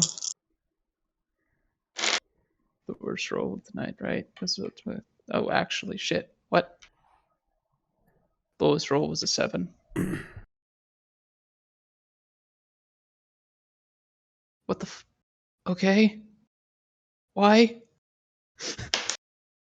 I don't like this. The dice are helping me too much. So that was... Okay, so there was 2, 4, 6... 6, 7, because that one we rolled good. 7 successes out of a 6 dice pool. I don't like this. The dice are giving me too much this session. I'm gonna die. He walks towards you. Standing at the edge of that pit, he begins to walk across the air, sand falling into the pit, raining down on the two Charles. He walks across the pit, the length, towards you, Gregor. Each step causing sand to fall from nothing. He moves towards you. Hold my ground. He stands now before you, 2 feet taller than you.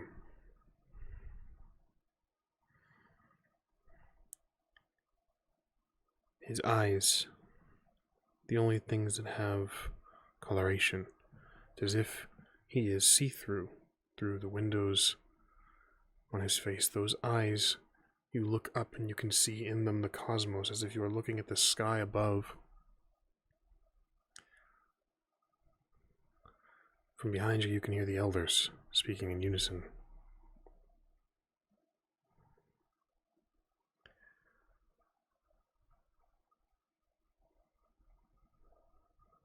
Defy me and I could unmake you. Anger me, it will be as if you'd never existed. You dare to demand things from me?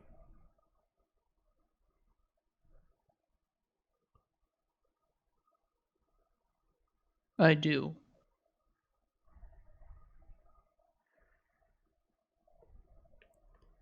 Then a lesson must be learned. Reaches out his hand over your forehead, over your eyes. He grips you. And the world around you changes. That's where we're going to take our break. Hey. We'll be back in about 5 minutes. I appreciate you guys. We'll be with you again very, very shortly to see what exactly is going to happen here. We'll see you soon. I bet Charles wins the fight. Yeah, me too. Charles has a significant lead, but gotta bet on Charles. 5 minutes. We'll see you soon.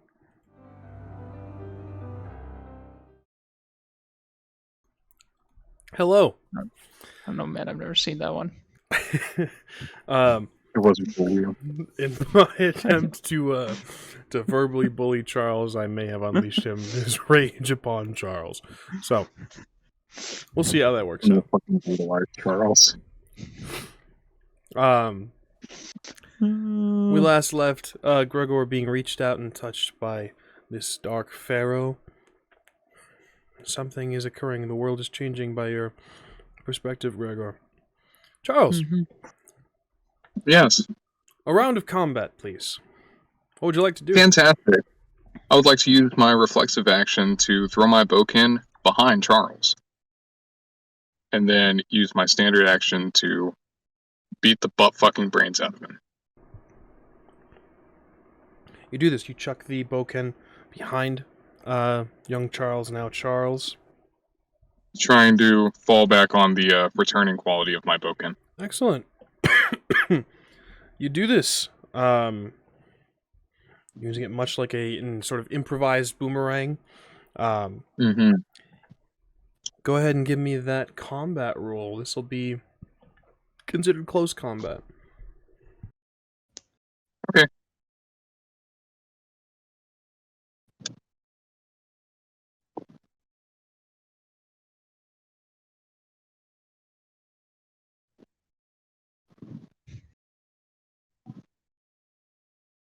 So I just hit 3 10s in a row, and I got 9 successes.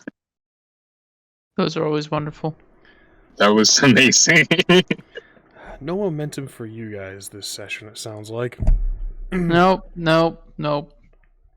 okay, The dice Gregor, are too much on I'm our much side. better anyway. So you have a margin of 5. Combat stunts. What would you like to do? Yeah, all of the injury. All injury? All injury. You sure don't want to do like a shove or like a sunder or like a No. breaking What's up a the point of grapple? I'll just break his fucking arms. You can buy a crit with 4 and still have 1 left over. You can deal another. Well, you can buy a crit. You still have 1 left over to play with. Okay, with the 1 left over, can I reclaim my bokin with my tail? Yeah, I'll say yes. So a little bit of narrative control. What does this look like? Okay, basically, I'll throw my bokin up at a diagonal angle behind him, and then I'm going to kick him in the shin and grab his tail and bite the shit out of it. And I'm gonna lay it across my face. You do this. You're chucking the bokin, making your attacks, biting his tail.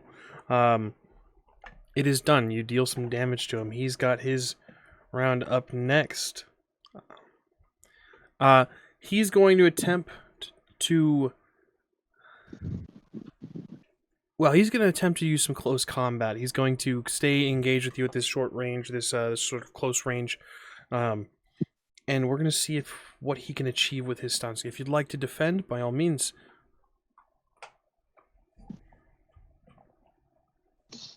Alright, I got 4 successes. Oh, there's hope for 4 successes. You guys are neck and neck. You parry his blows, he parries yours. You guys are just sort of the training from your masters kind of springing into place. You're using the martial arts that you've been learning, and the muscle memory is just... You have a realization of, oh shit, I do know martial arts. So as you guys are parrying and striking against one another, Gregor, Mm-hmm. the world around you has changed. The world around you has shifted. That song that the elders sing is louder and louder. Your vision shifts to scenes of this pharaoh waving his hand, crafting, sort of manipulating the space that you had seen. You see yourself built from the feet to the ankles, the calves, the knees. Built up, faceless, formless, that of a child. You look up at him, and looks down, unable to tell if he's pleased with his work. The elders surround him. This whole city is watching. You hear a giggle, a little string of notes in the chorus. You hear your own laugh. Tilts his head, and you see this child, this formless, faceless, featureless creature hug him, only reaching really his knee. Hand rears up, places his hand on your head, gives it a pat, extends his hand down, and you can see the child take it and walk through the city. As each step takes, you grow bit by bit by bit, till soon you are walking arm in arm, tall as the Shadow Pharaoh himself. The elders follow in a procession around you. You can hear the voice speak out, almost like narration, as an overview. I made you for a purpose. You were given form by me, not by cosmos or chance. I made you.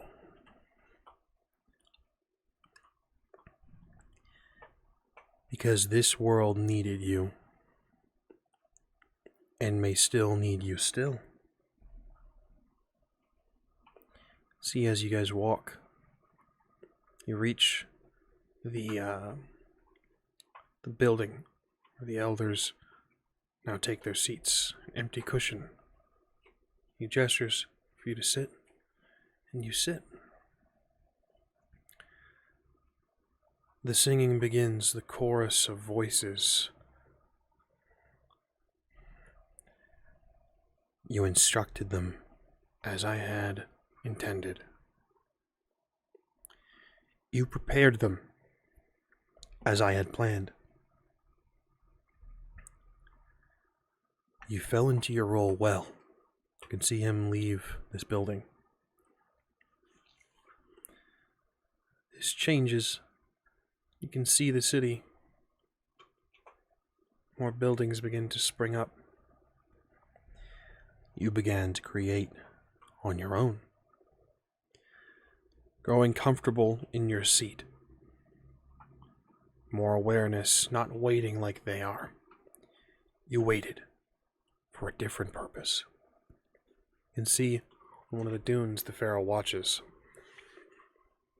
You can see this featureless version of yourself point and instruct these faceless individuals to build, to create. You led them, happy in your role. These strands of nothing, these fragments of humanity, you led them. This was not your purpose. You can see the Pharaoh step down from the dunes. You see yourself, this featureless creature, step up to meet him. You were displeased. It was time. It had only been moments, years, decades, and seconds. You fell into your role. But there was movement and you needed to leave. Movement in the stars. You can see your vision changes amongst the cosmos. You can see another being crafted. Yellow tendrils of light pulling constellations, whole stars, shaping and molding another. Not just one, but two, joined hand in hand. We were meant to stop it there. We were too late. You can see this black mass moving through the cosmos. Amidst it, you can see the featureless figure, yourself, moving toward the lights. Reach out as these tendrils of yellow and black clash.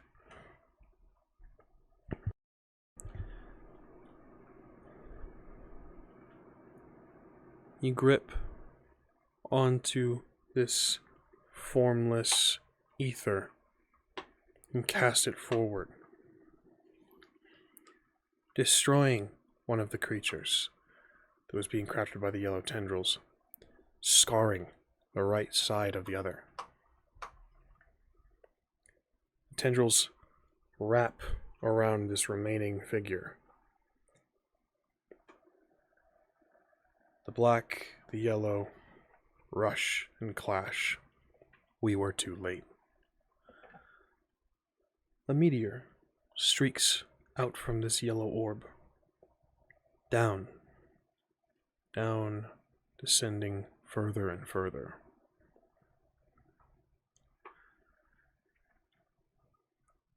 I created you to stop his work. And so you had to go.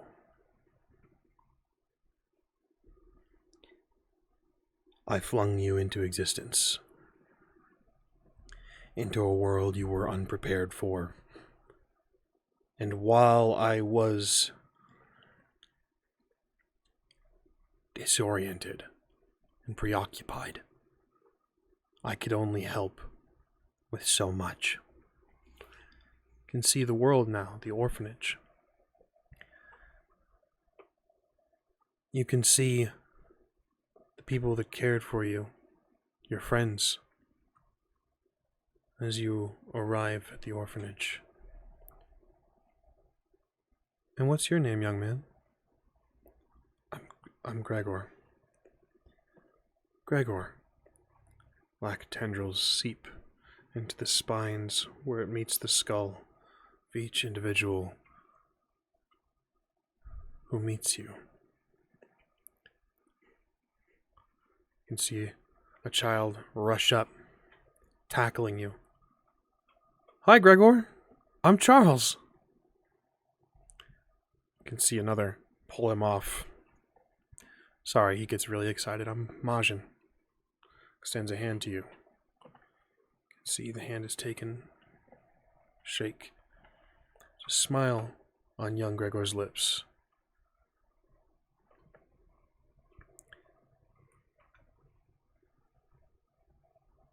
This vision fades as the Pharaoh withdraws his hand.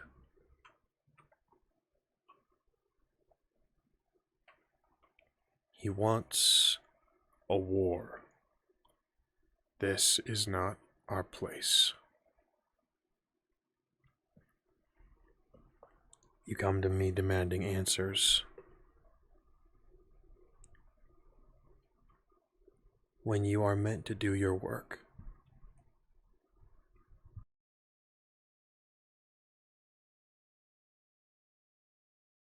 Then I shall stop him.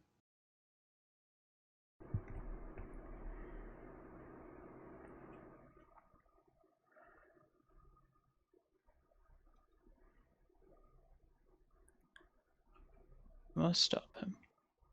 The Yellow King has allies.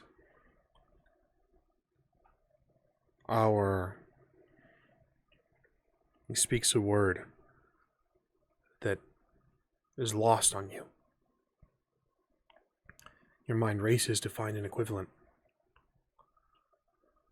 Pantheon is divided. We are our enemies, our greatest threats. Many have already joined him. He's manipulated other forces into revealing themselves. The dragons. And your own kin.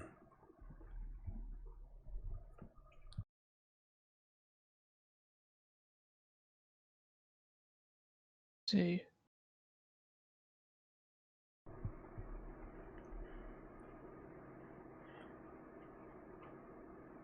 One left. Must be dealt with. I, for a moment, do a double tick back to the elders. The people I had apparently led and forgotten.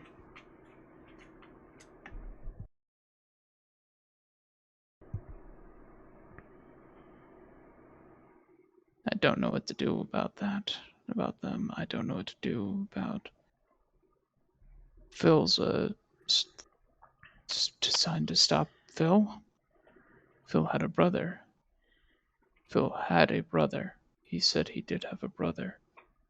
I destroyed his brother. He attempted to replace his brother with me. Why? Why would he do that? Down below, at your feet now, Gregor, you can see Chim Chim rushing up your leg, up your arm, on your shoulder.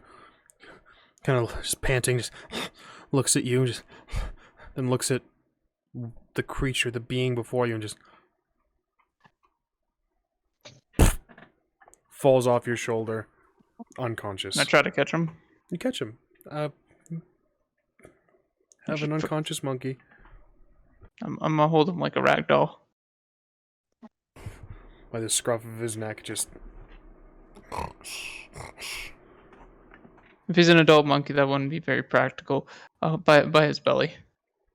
Excellent. Down below, you can hear Charles and Charles grunting, just... Man, you're a really good fighter. Yeah, you too. This is going to go on for a while, huh? It's a matter of just attrition at this point. What do you say? What do you say you just become like the warrior protector of your people?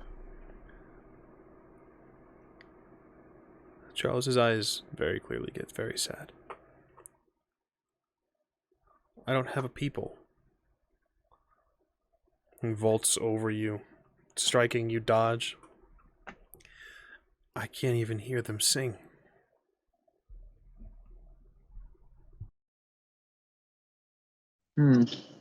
Couldn't you relearn to hear them sing?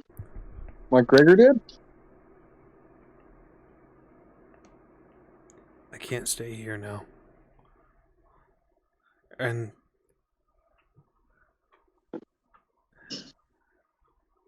there can't be two of us. He strikes again. Why? Who says? The fist stops short. You make no move to dodge. You speak a few inches. There's a puzzled look on his face.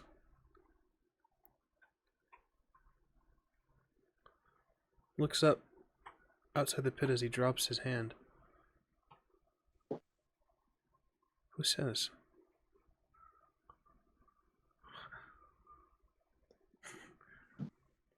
Who says? I'm gonna give him a hug. He hugs you. You're really smart. You know, I like to think that every now and then. Not as dumb as people think. Come on, I'll help you out of here. All right, reach you to the I'll top. help you. Game on. Ready, set. Did you just fucking cheat? You're not cheating, you're not trying! You little bitch. Oh. I'm gonna smack that grin off your monkey face. You can see, both of you guys are looking for footholds. You guys Those ones would still be there. Yep, you guys will, reach the top, shortly. Gregor, you have a moment with this unconscious monkey and the Pharaoh. Which point? Purpose for creation was to stop him. Purpose was to lead these people? No, I waited for something else. I need to stop Phil. Many allies amongst our pantheon. He wants a war. You don't want the war. I don't want the war. How do you stop a war from starting?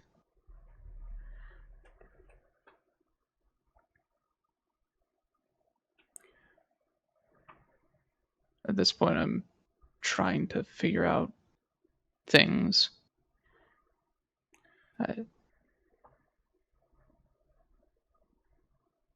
I don't disagree with this purpose.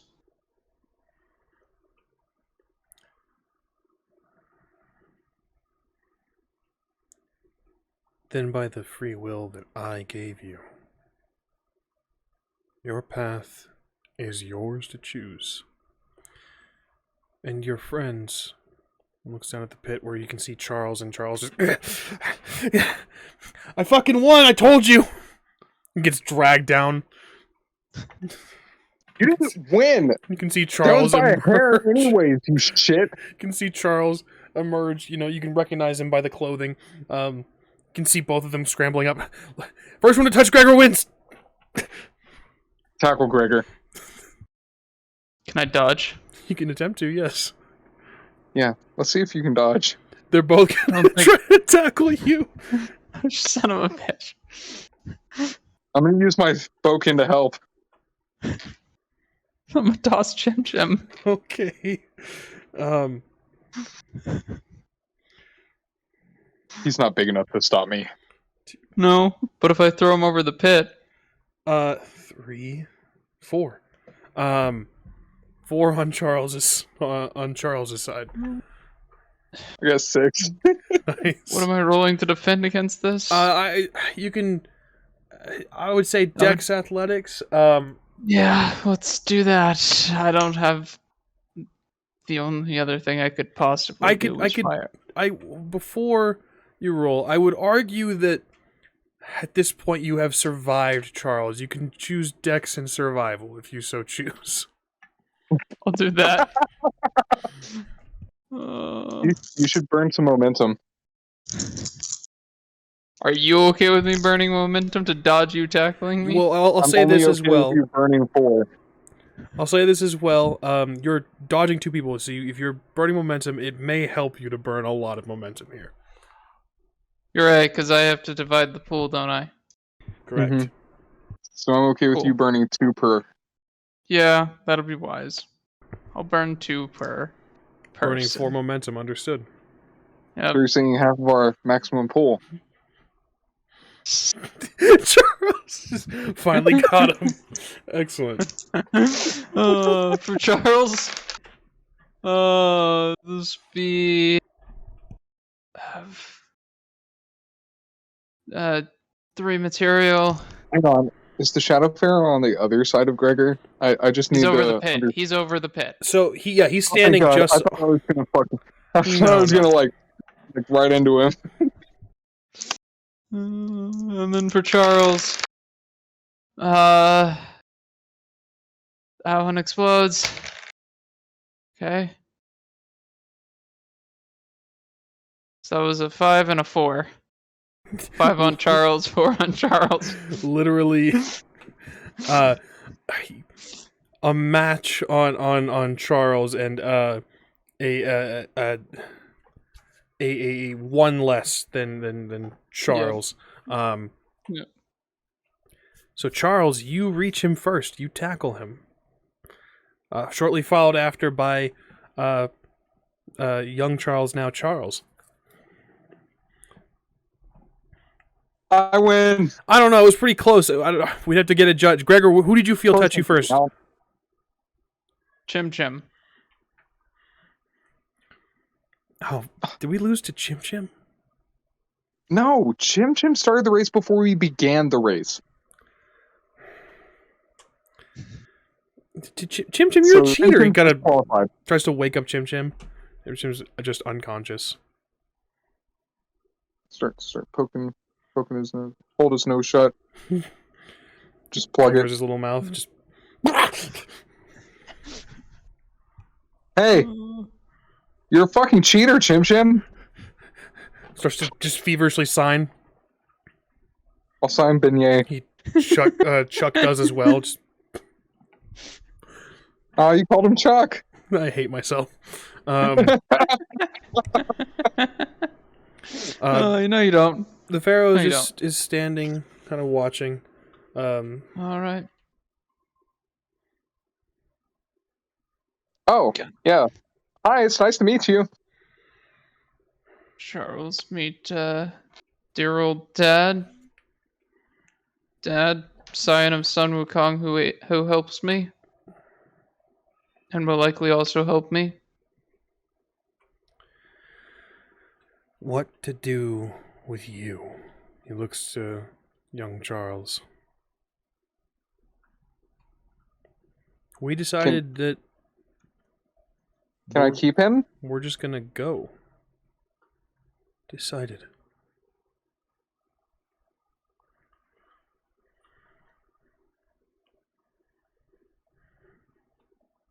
Yeah, we're all friends now.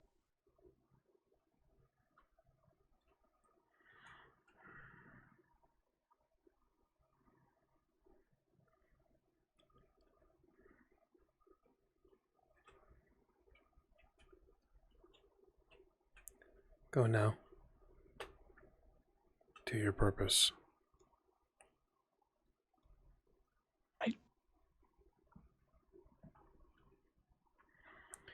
He waves his hand and the pit begins to expand. Instinctually, you guys take a step back, ready to, move away. It begins to grow and grow. Oh, this is the portal, isn't it? And you look down and you see not but cosmos. Do we get to try base jumping now?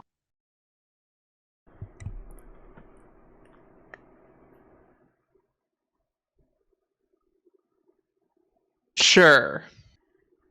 I have no other answer. There's no clear door You around. see young Charles leap in, I'm brave! Now we have to do it. But now I kind of don't want to. You already did it. But you're not brave then. I mean, I don't like doing things that have already been done. Oh, whatever. I'll just. I imagine fall by back this into point. Yeah, I imagine by this point the portal just came over under us, and we're like, oh. Yeah, having this conversation just. Like a cartoon, we have just enough time, sitting there to realize we're standing on nothing, and then we fall. Yeah, we look down and we're like, oh. Excellent. You guys fall into the cosmos. As you guys fall into the stars, into the constellations, into the unknown, you guys see the world pass you by. You guys see the faceless. You see the stars. You see the tendrils of beings out in the distance, crafting, creating, influencing. You see a mass of water with a sunken city. connected somewhere. Give me anything you free form. What you guys would like to take in. You're noticing things, you're looking at certain events take place all throughout the world. I would be more focused on the occult aspect, I think. Understood. I would try to zero in on my sibling. Understood. I will say, it is your choice, Charles. You can empathy, integrity. I could see. I was thinking empathy and resolve. Would that By all means, be you have suitable? been at this for a while. Gregor, the occult. Looking for anything in particular, or just just focusing on the occult aspects of things. I would focus primarily. He said he had allies. He said Phil was, or the King in Yellow was wanted a war. I'm looking for the pieces of of the mythos as part of the board. Because obviously the mythos board is divided. So I would like to see if I can find who's, or I guess I want to see if there's any confirmation on whose side, and be able to try to determine potential allies. Cunning or intellect and occult, your choice. 4 successes from you, Charles. Intellect. Yes. Flashes. Beings on hikes. You can see a woman at the top of a mountain looking out. Big smile on her face. She has your eyes. Or rather, your father's eyes in his mortal form. You can see another sleeping in a hammock, strung up between 2 trees. Police officer swiftly approaching. You see another. He has difficult to make out his features. He has a ski mask on, a duffel bag at his shoulder, and a gun in his hand. He breathes and enters into a building. The final one you see is sitting on a sort of lawn chair, leaned up. Next to him is a motocross bike. Around him you can see people lifting cars and races going around a track.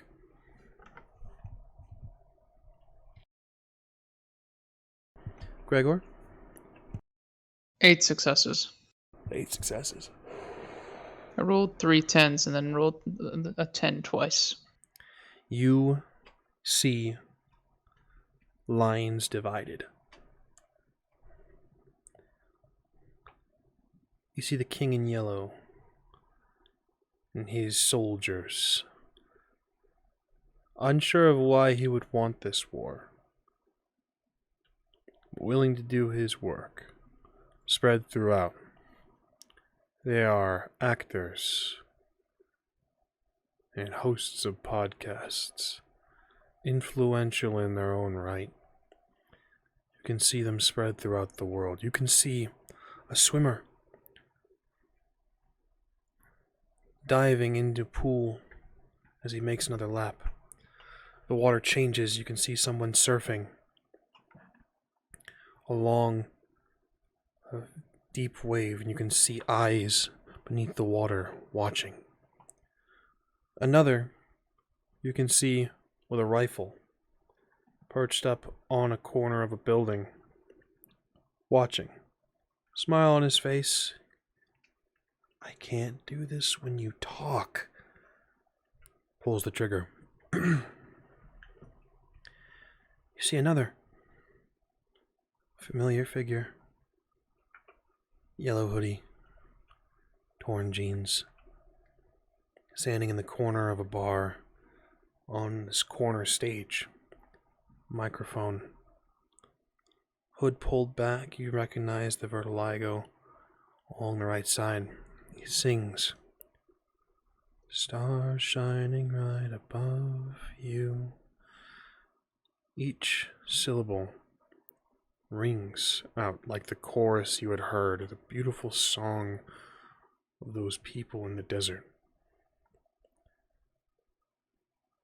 Whisper, I love you.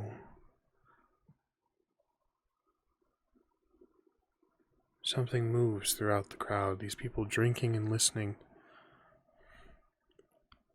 Shifts in the air behind them.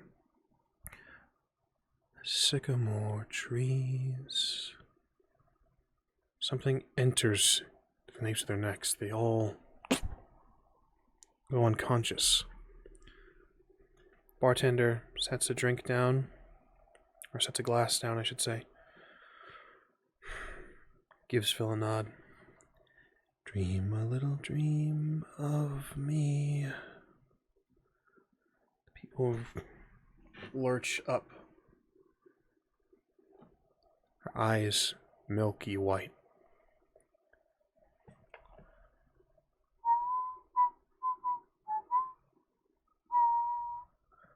Begins to step down from the stage. Dream a little dream of me. He looks right at you, Gregor.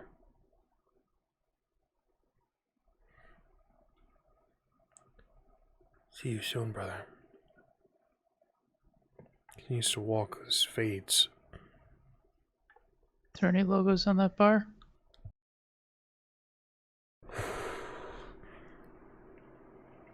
The tilted candle. A wax candle curved. It's a bit phallic. By design, it looks like. Little drip. That is the logo.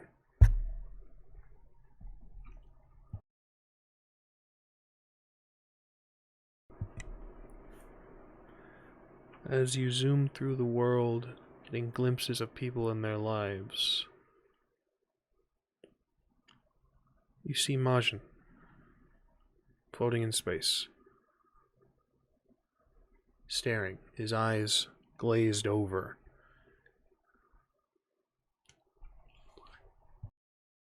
Just grabbing him out of space. Just come on, bud.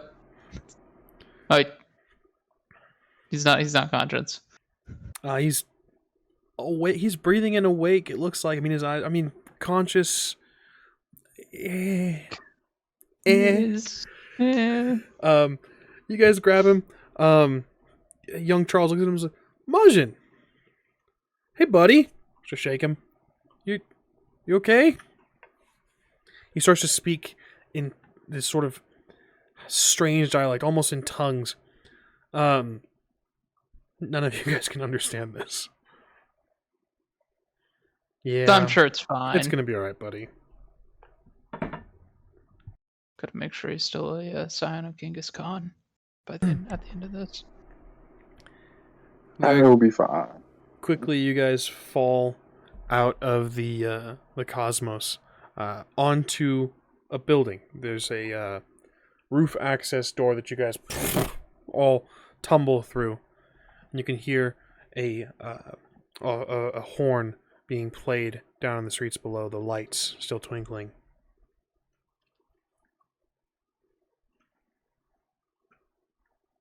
Look over. Do we appear to still be in New Orleans? Looks like it. That horn is playing a very familiar tune.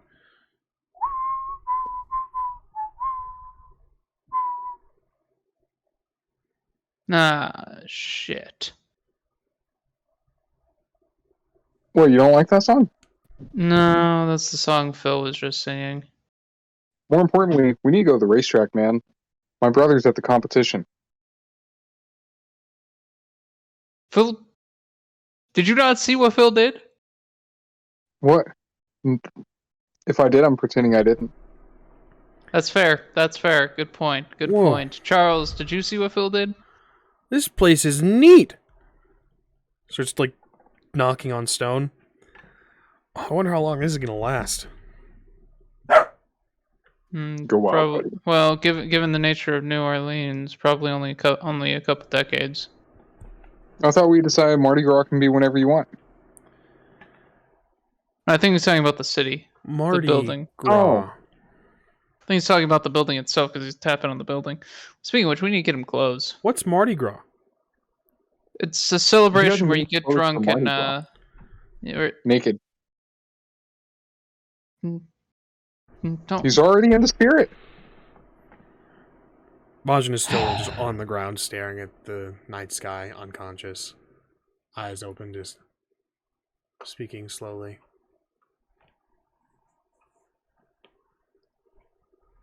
Fucking kneel If I down. didn't think he would like shoot me later, I would touch his bike to wake him up. Let's get him downstairs. He's got a bicycle? Get him. Yes, he has a fancy bicycle. I remember bicycles. You remember bicycles? Yeah, you stole a bike once. We stole a bike once. I stole a bike once.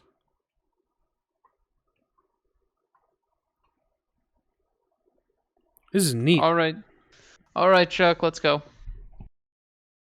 Charles, Chuck. I'm Charles. I'm weak. You're Chuck. We need a better way of dealing with this. Why don't you go by Michael and I'll go by Charles? But I'm Charles.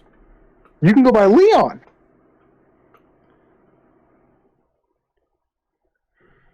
It's not technically wrong. Go and adventure in the name of Leon. Okay. Accomplish He deeds. leaps from the building. We're gonna have to clean that mess up later. I'm gonna have to start going by Charles Michael now. He leapt from the building. Looks like he may have hurt himself, but the crowd, moved away. Rushes into the crowd. We're gonna have to deal with that later. Is that what it looks like from the outside? Yes, that's what it looks like You're from the welcome. outside. That's. Could you see? Imagine.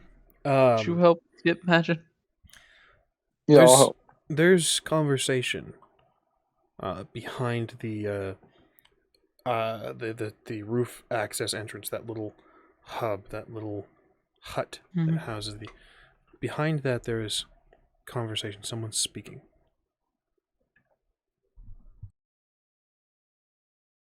I'll go to the door and open it.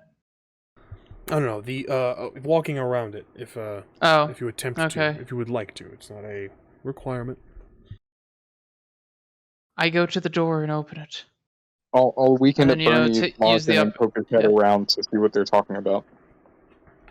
I was just going to use the fact that I'm closer to them because of the door to listen to them. But don't need to. You weakened at Bernie's, Majin. You can hear a voice just. Yeah, this is like my third time in New Orleans.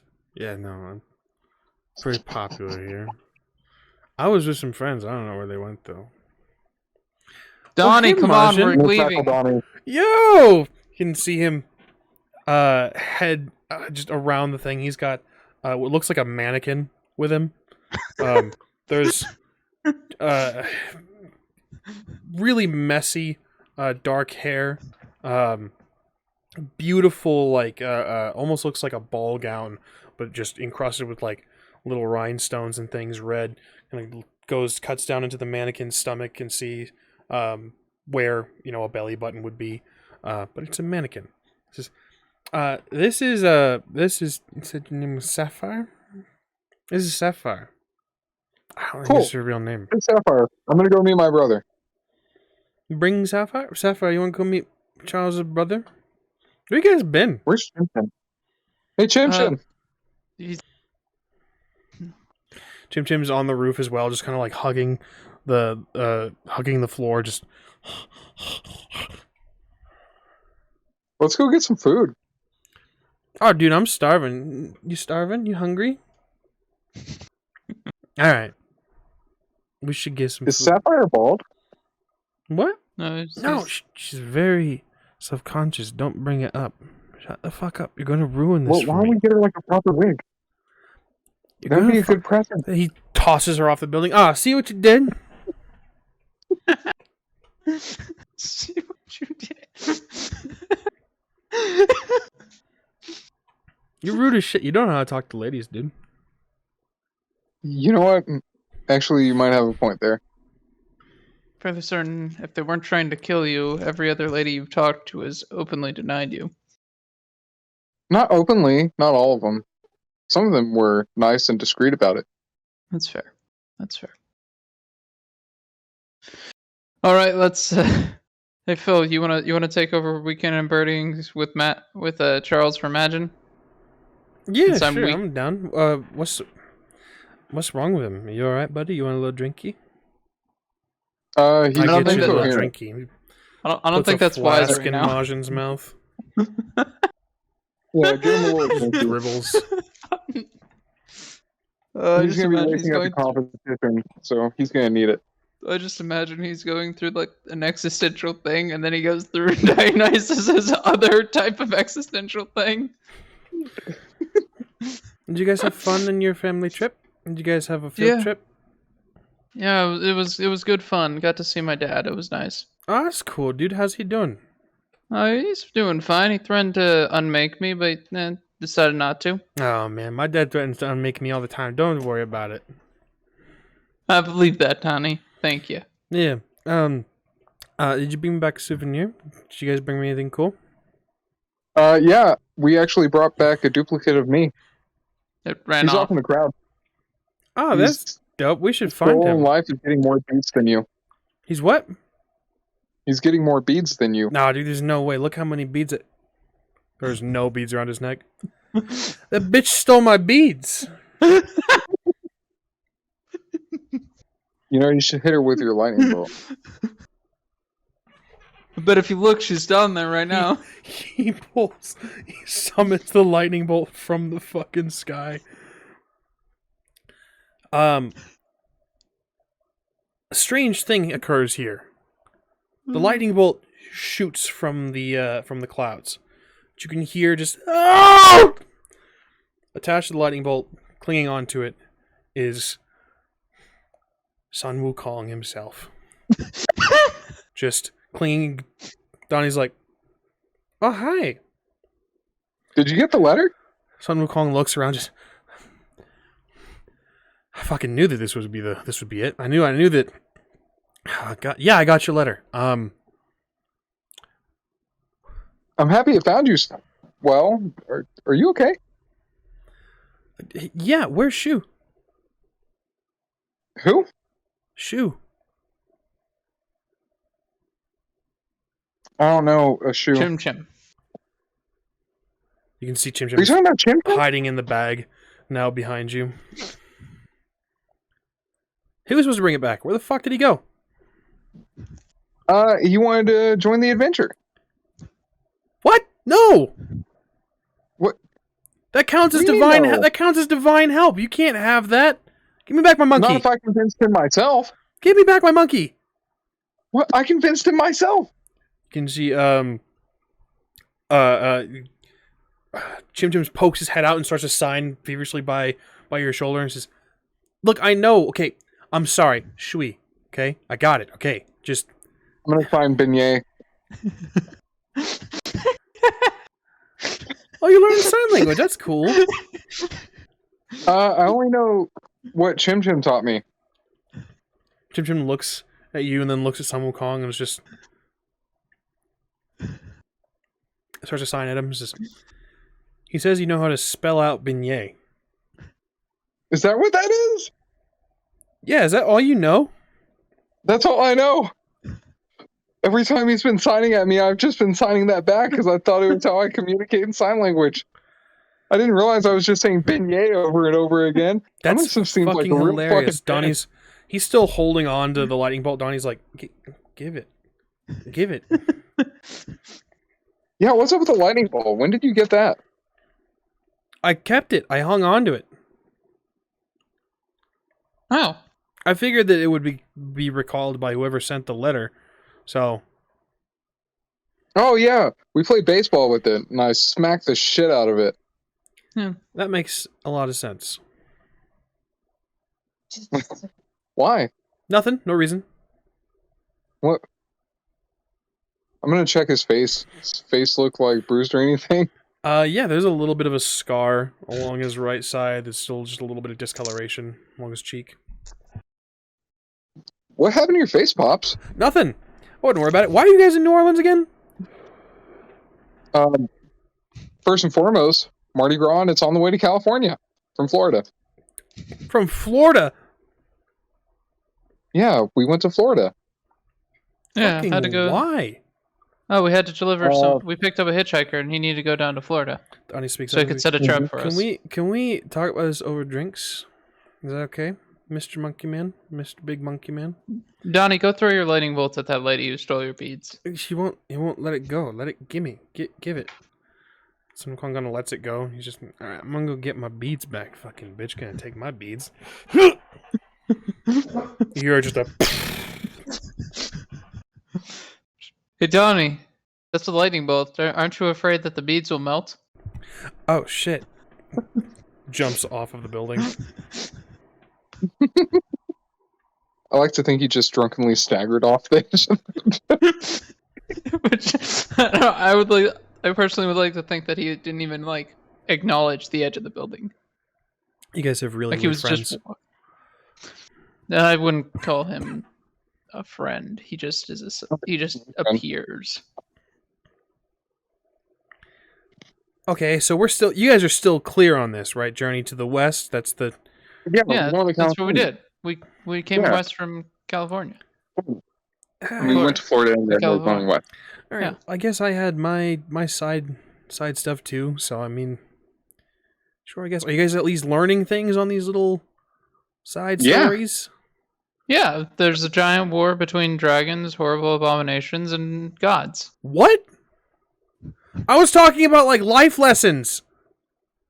Oh, the fuck are you talking about? Life lessons.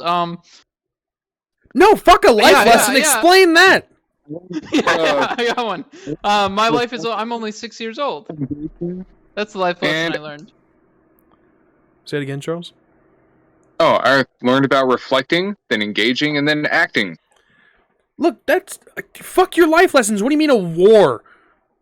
Yeah, didn't you know that the city got destroyed by a giant coral thing? I don't watch the news. Yeah, the dragons are going to war. What? Yeah, Tusa got destroyed, and they're going to war now with the gods. The dragons. Yeah. Oh, I'm gonna beat Ao Guang's ass.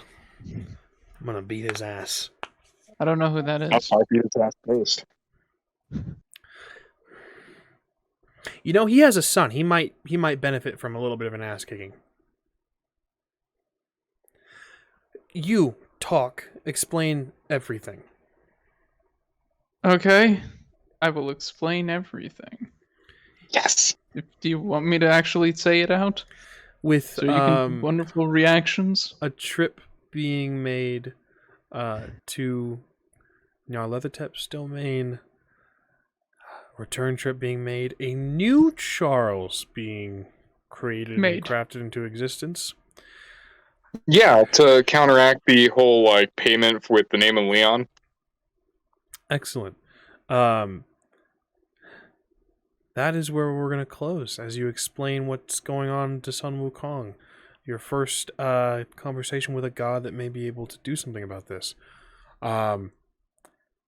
Short terms, gentlemen. Let's cover this real quick. You guys achieved. What was your guys' short terms, and did you achieve it? Meet Gregor's dad, and yes. Question my dad as to why I exist. I would say I did. Short-term goals achieved. Charles, your long-term goal was to meet a sibling. Mm-hmm. This is technically a sibling. Oh, other Charles? Yeah, young Charles, now Charles. Okay, I'm down for it. He was quite literally made from you, so that's a twin. You get along. I'm a daddy. Gregor, did you hit a long term? No, I didn't hit a long term. I've hit one a while ago, and the other one is talk to a dragon. Excellent, excellent, excellent. Gregor, with everything you've been through as well, you have access to all of your hero stuff. You have access to your new callings. Some of the new the knacks and stuff you're grabbing at. What have you chosen, just for clarity, Well, for anyone who might be I interested? well, I was always sage calling. I decided to choose liminal and creator. Uh, liminal because I get the feeling that we're going to be moving around a lot, and the vast distance of the cosmos is something I would like to travel across. And creator, because in the day, I've always liked the idea of being a bit of a artificer creator, somebody who makes things. And as you can see, apparently I was the guy who inspired a whole group of non-existent people to make a non-existent village. Excellent. So you have access to those things now. You are technically hero tier. With you Does that journeying mean I can be into, Charles finally? It depends. You have access to all this stuff, and with meeting near level depth, it unlocks a lot of potential in you. Charles, you've completed a short term, a long term, and I believe a band term. Your guys' band term was to figure out Charles's pantheon. You are now hero tier. A point of legend has been earned. We'll go over off screen what that means, what you need to do. Don't make any crazy changes to your character sheet just yet. We'll walk through it together and figure out what's going to happen next. But congratulations, Charles. No, shucks. This is outstanding. Thanks. Do you guys have anything to plug before we dip out? I don't exist. Nope. Understood. Well, I have things to plug.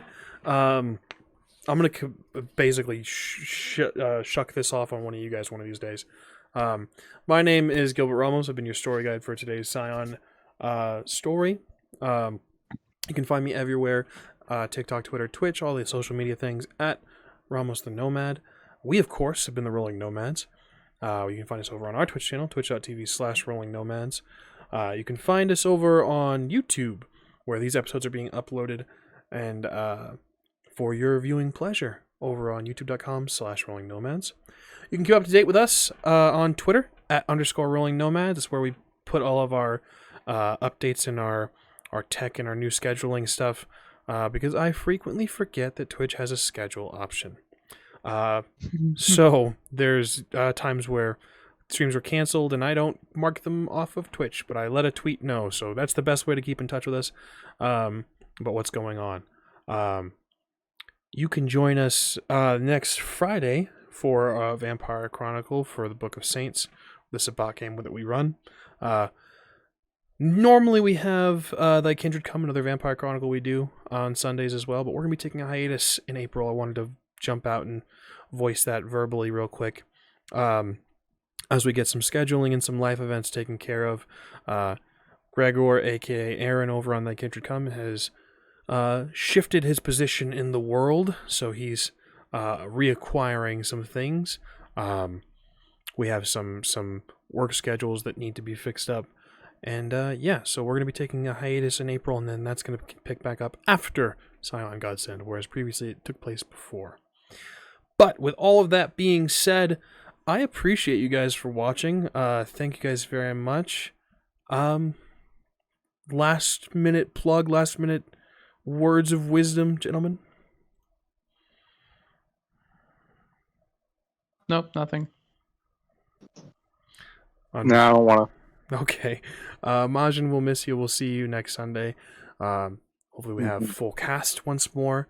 But we'll see you guys again next Sunday. Same Scion, same place, same time. See you then.